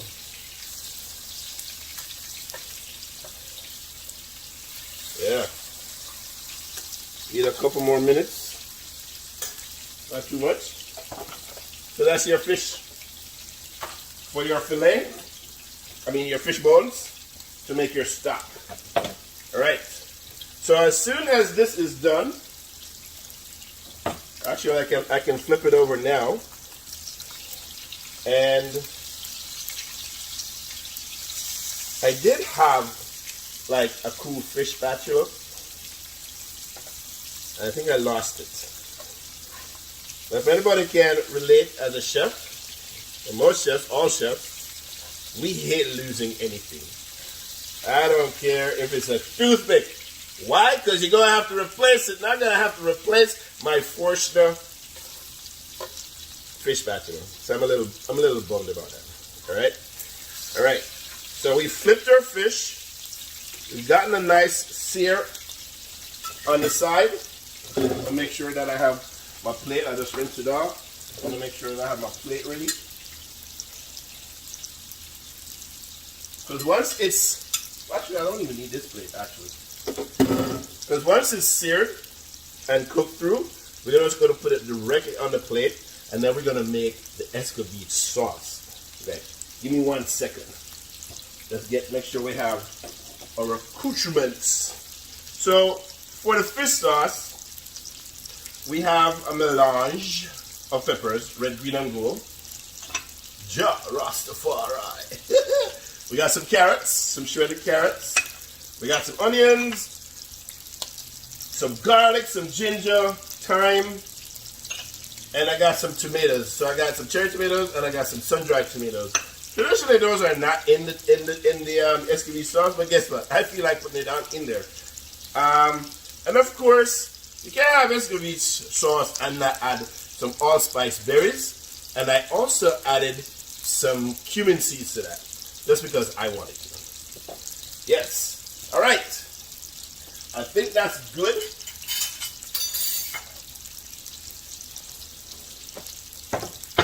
All right.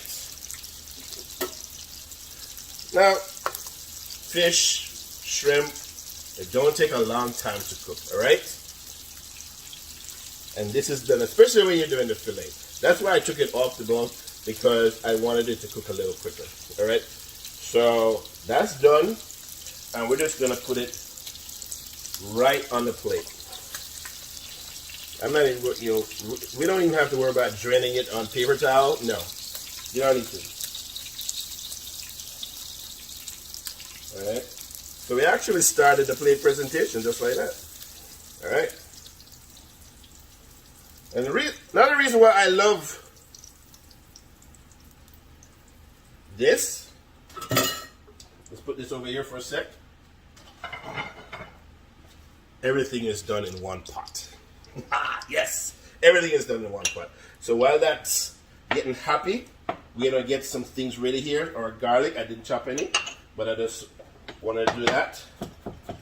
All right. Escovitch, where did it come from? So the term and the method of preparation, it was to preserve meats and fish And it came from the Spaniards in Spain when they came to, settle in the island for a minute before they got, chased off. Back in the 16th century or so. And the original word was called escabeche. All right, so we got our oil, and we're going to add our onions. All of it. We're going to add our garlic. Yes. When we're going to add our peppers, all of it, all at once. And we're going to add our carrots, all at once. And we're going to get our sun-dried tomato. Get those ready. So like I said, escabeche was a way of preserving because the escabeche sauce has vinegar in it. This is a preservative, yes. So it was cooked, the fish is cooked, and you make this sauce and then just pour it, over the fish and or meat and then sit, So not only are you preserving, but you're actually adding extra flavor, right? So we're just going to cut we have sun-dried tomato here. I just wanted to add that. Why? Because I feel like I could. Sun-dried tomato. And for your vinegar, you can use cane vinegar, rice wine vinegar, apple cider vinegar. Yes, but they're not overly strong in terms of the flavor, So you don't want them to take away from the flavor of your fish. So you want to let that sit for a little bit. Make sure the peppers get a little softened and the onions and carrot. So we're gonna add some spices here. Some onion powder, garlic powder, paprika. Some cumin, coriander. The usual people. And we're gonna add some thyme. All right. And of course, we're going to add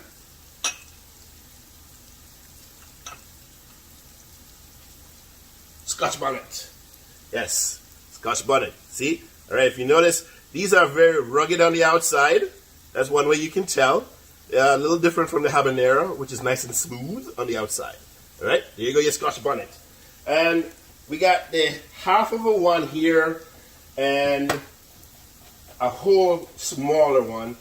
And so the beauty of this dish is that the spices, yes, when you cut into a Scotch bonnet and you smell that fruitiness, oh my God, yes. So you want this to be a little spicy.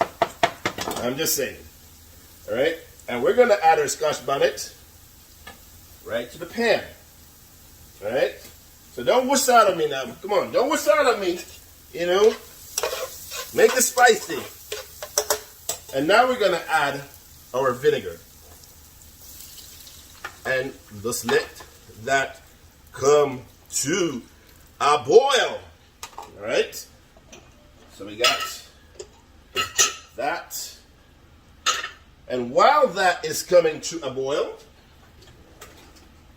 we're going to add, we need to add our sun-dried tomato, no? Yes, but we don't want that. So our sun-dried tomato, we're going to add that, come to a boil. Yes.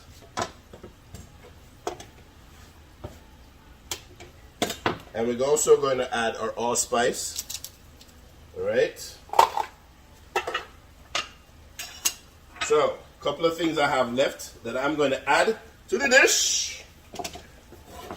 So, Caribbean stews. Culantro. Sort of like cilantro's cousin. Doesn't have the sort of powdery taste that most people don't like with cilantro. And of course, that's a genetic thing, okay?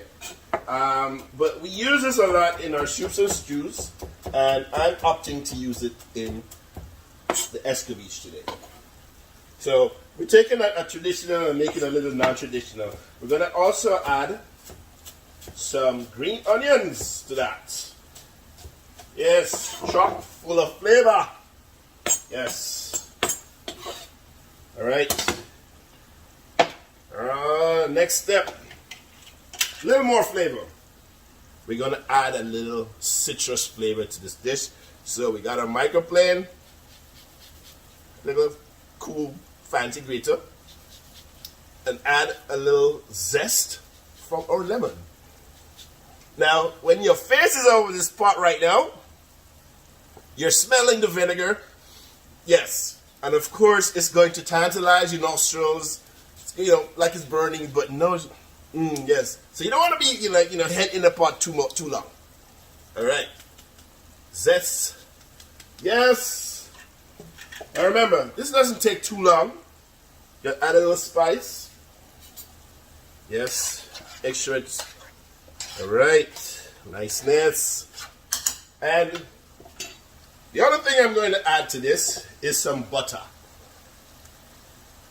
Now the butter is just to add a little luxuriousness to the sauce. Some people don't, but guess what? This is my dish. All right, yes. And we're gonna turn the heat off right now. Yes, turn the heat off.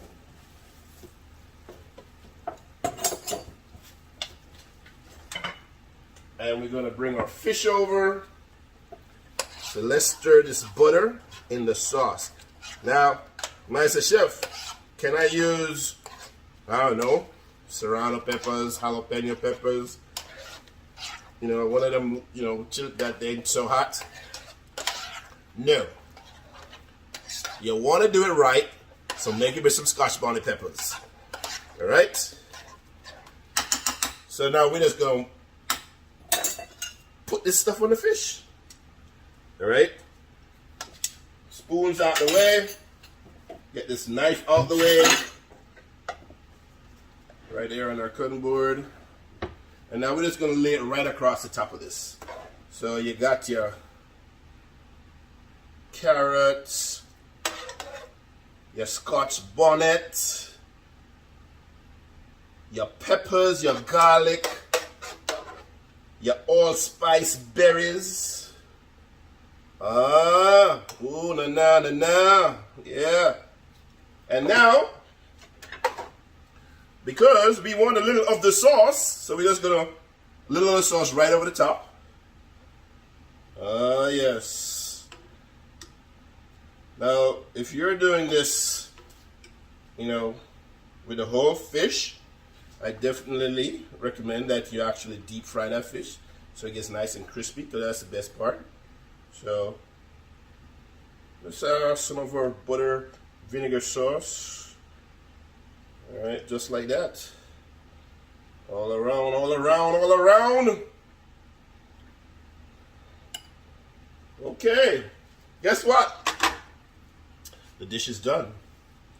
And, I know my friends are gonna laugh at me because, I have this thing for cilantro. I eat it, and of course, you gotta have a sprig of cilantro somewhere. Why not here? Thank you.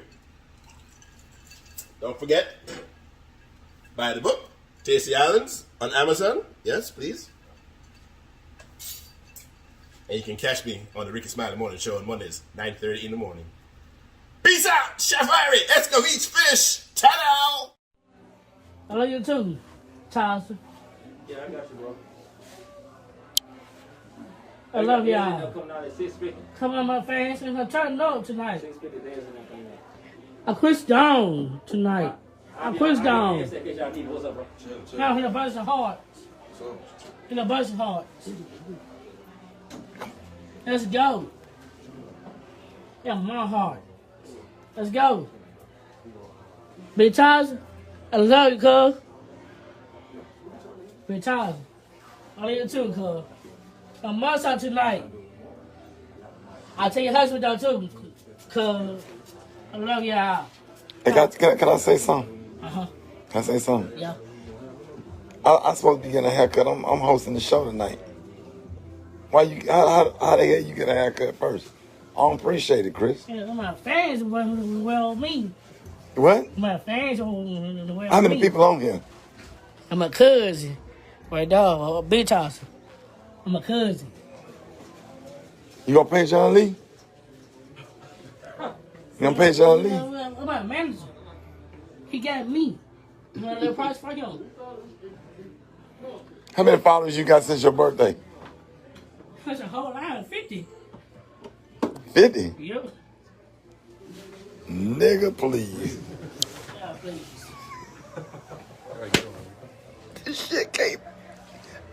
You can't make this shit up.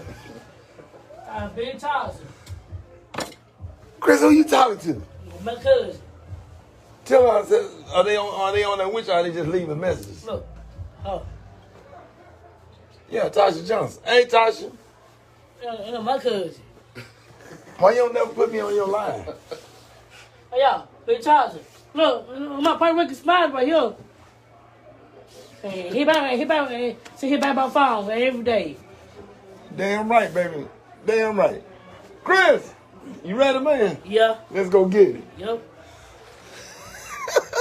You can't make this shit up. More after the show. Make sure y'all go on Loop Live. Karaoke Night, Loop Live. All right, y'all give it up and show your love for Marc. Give it up for Marc. Y'all give Marc a round of applause. Marc up here. Marc looking like a youth pastor. Marc look like he can preach his ass off, don't he? Don't he look like he got that good? He got that word. Don't he look like he like a youth pastor? Like, you know, watch this, watch this, watch this, watch this, watch this.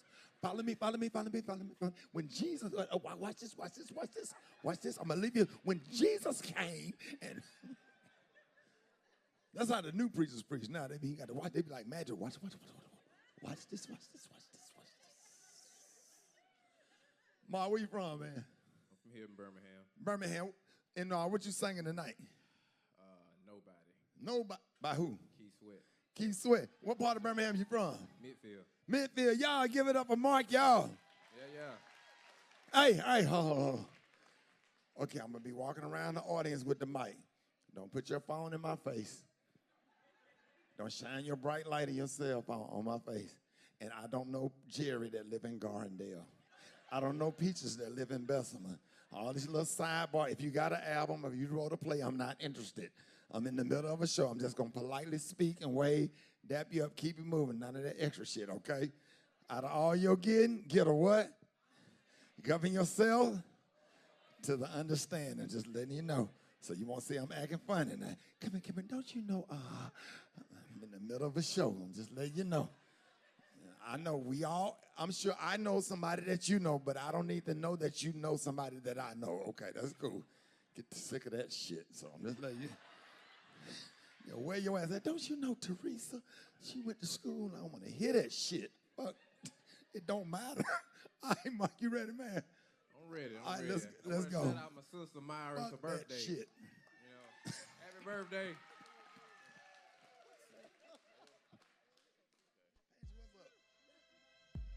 All right, y'all. Y'all need to put y'all hands together. This y'all song right here. Somebody touch a significant other and let them know. Nobody. You better. I want to please you. Oh, shit. I want to show you, baby. Oh, shit. That I need you. Hey. I want your body to the very last drop. How this nigga become first? I want you to holler when you want me to stop.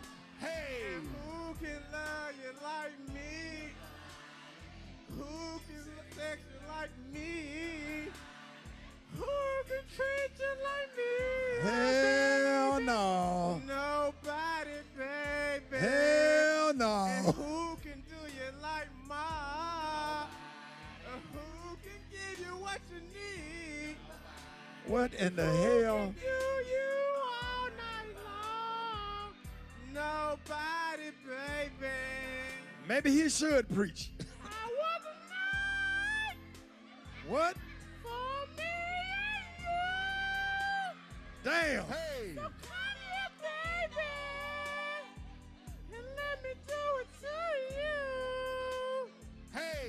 And don't be afraid, 'cause I want me to. I promise to give it to you just the way you Come on. are.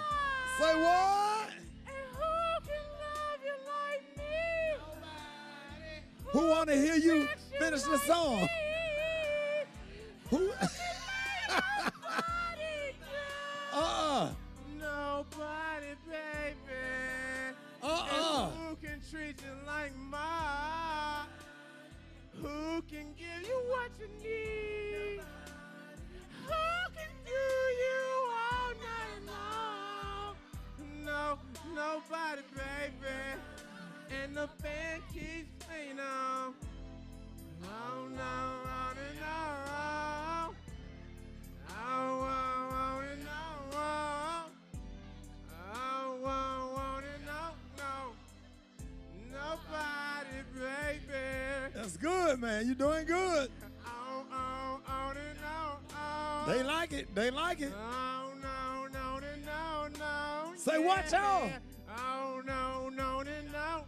Come on. Nobody, baby. I want you right now for my love. Y'all wave your hands. Wave your hands. Oh, yes, I do. If you need love, I'll be right there. I'll be right there. Y'all girl. feeling that? If you know. Oh, yes, I will. Oh, yes, I will. Hell yeah. Girl, who can sex you like me? He sung both of them. Who can lay your body down? Nobody. No, nobody, girl. Give him a round of applause. Yeah. One more time for Mark, y'all. One more time.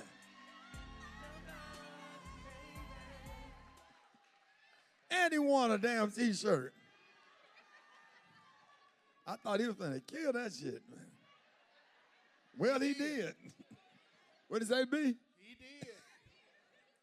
Give it up for Halo Willer. How are you? Good. Where you from? Birmingham. What part? Forestdale. Forestdale. Y'all give Halo a round of applause. All right, Halo. You ready? I'm ready. You scared? Nah. What you going to sing tonight? Killing me softly. Let's go, Halo. Damn it. Y'all get up for Halo. She came up there with confidence. Y'all doing all right? Y'all doing all right? All right. Oh, drumming my pain with his fingers. Sing it, baby. Singing my life with his words. Killing me softly with his song. Killing me softly with his song. Telling my whole life. All right. With his words. Killing me softly. Oh, she killing that. With his song. Which version? Yeah. That one. Hey. Y'all, come on, put your hand together. Yeah. Oh, damn, she can sing for real. Yeah, nigga. Come on. Here we go. I heard he sang a good song. I hear y'all. I heard he had a style. Come on now. And so I came to see him, to listen for a while. Yeah! And there he was, this young boy. You better add them notes. A stranger to my eyes. Sing it, y'all. One time. Hey. Two times. Yeah! Yeah, killing me softly with his song, telling my whole life. What church she go to? With his words, killing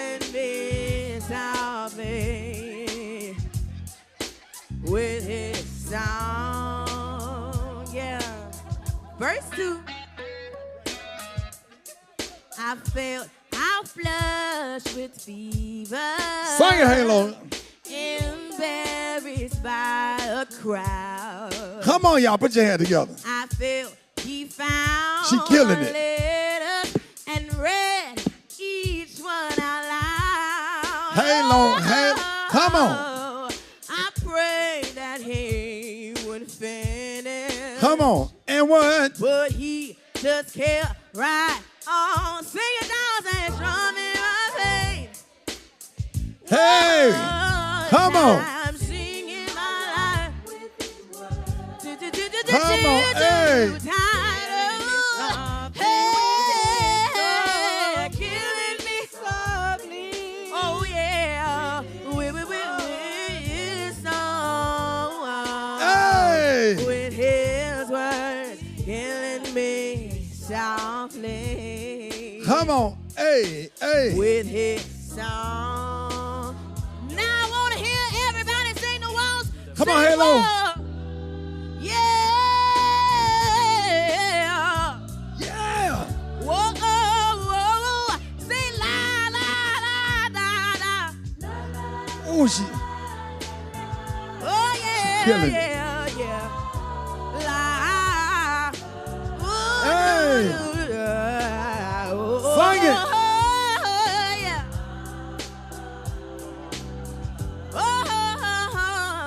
Yeah. Say la, la, la.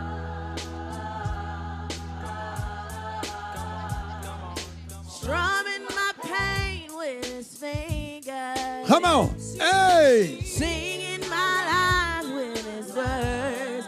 You better sing it, Halo. Killing me softly with his song.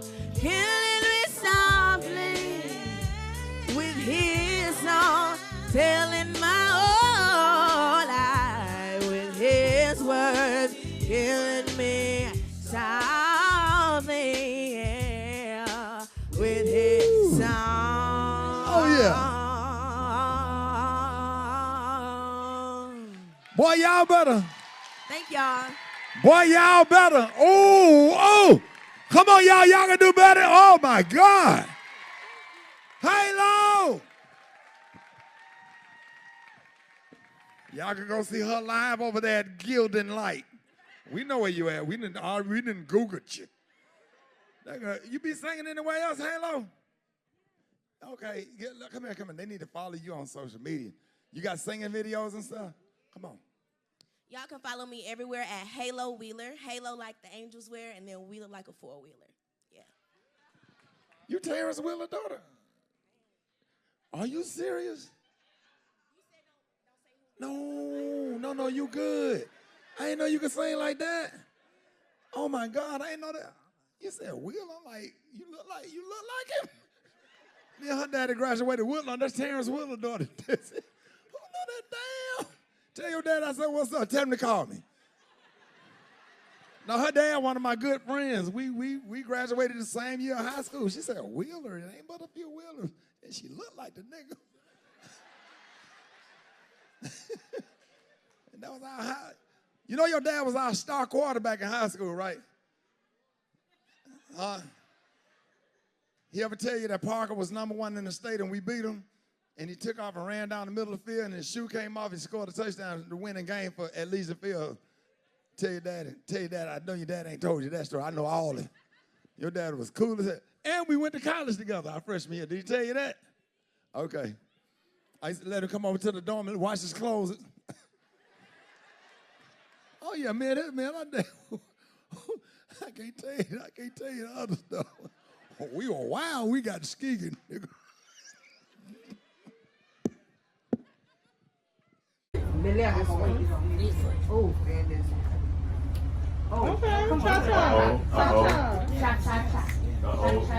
stand.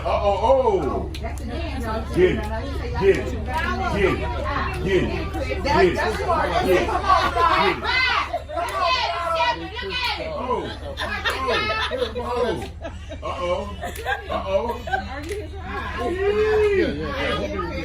Bam! What's up, boy?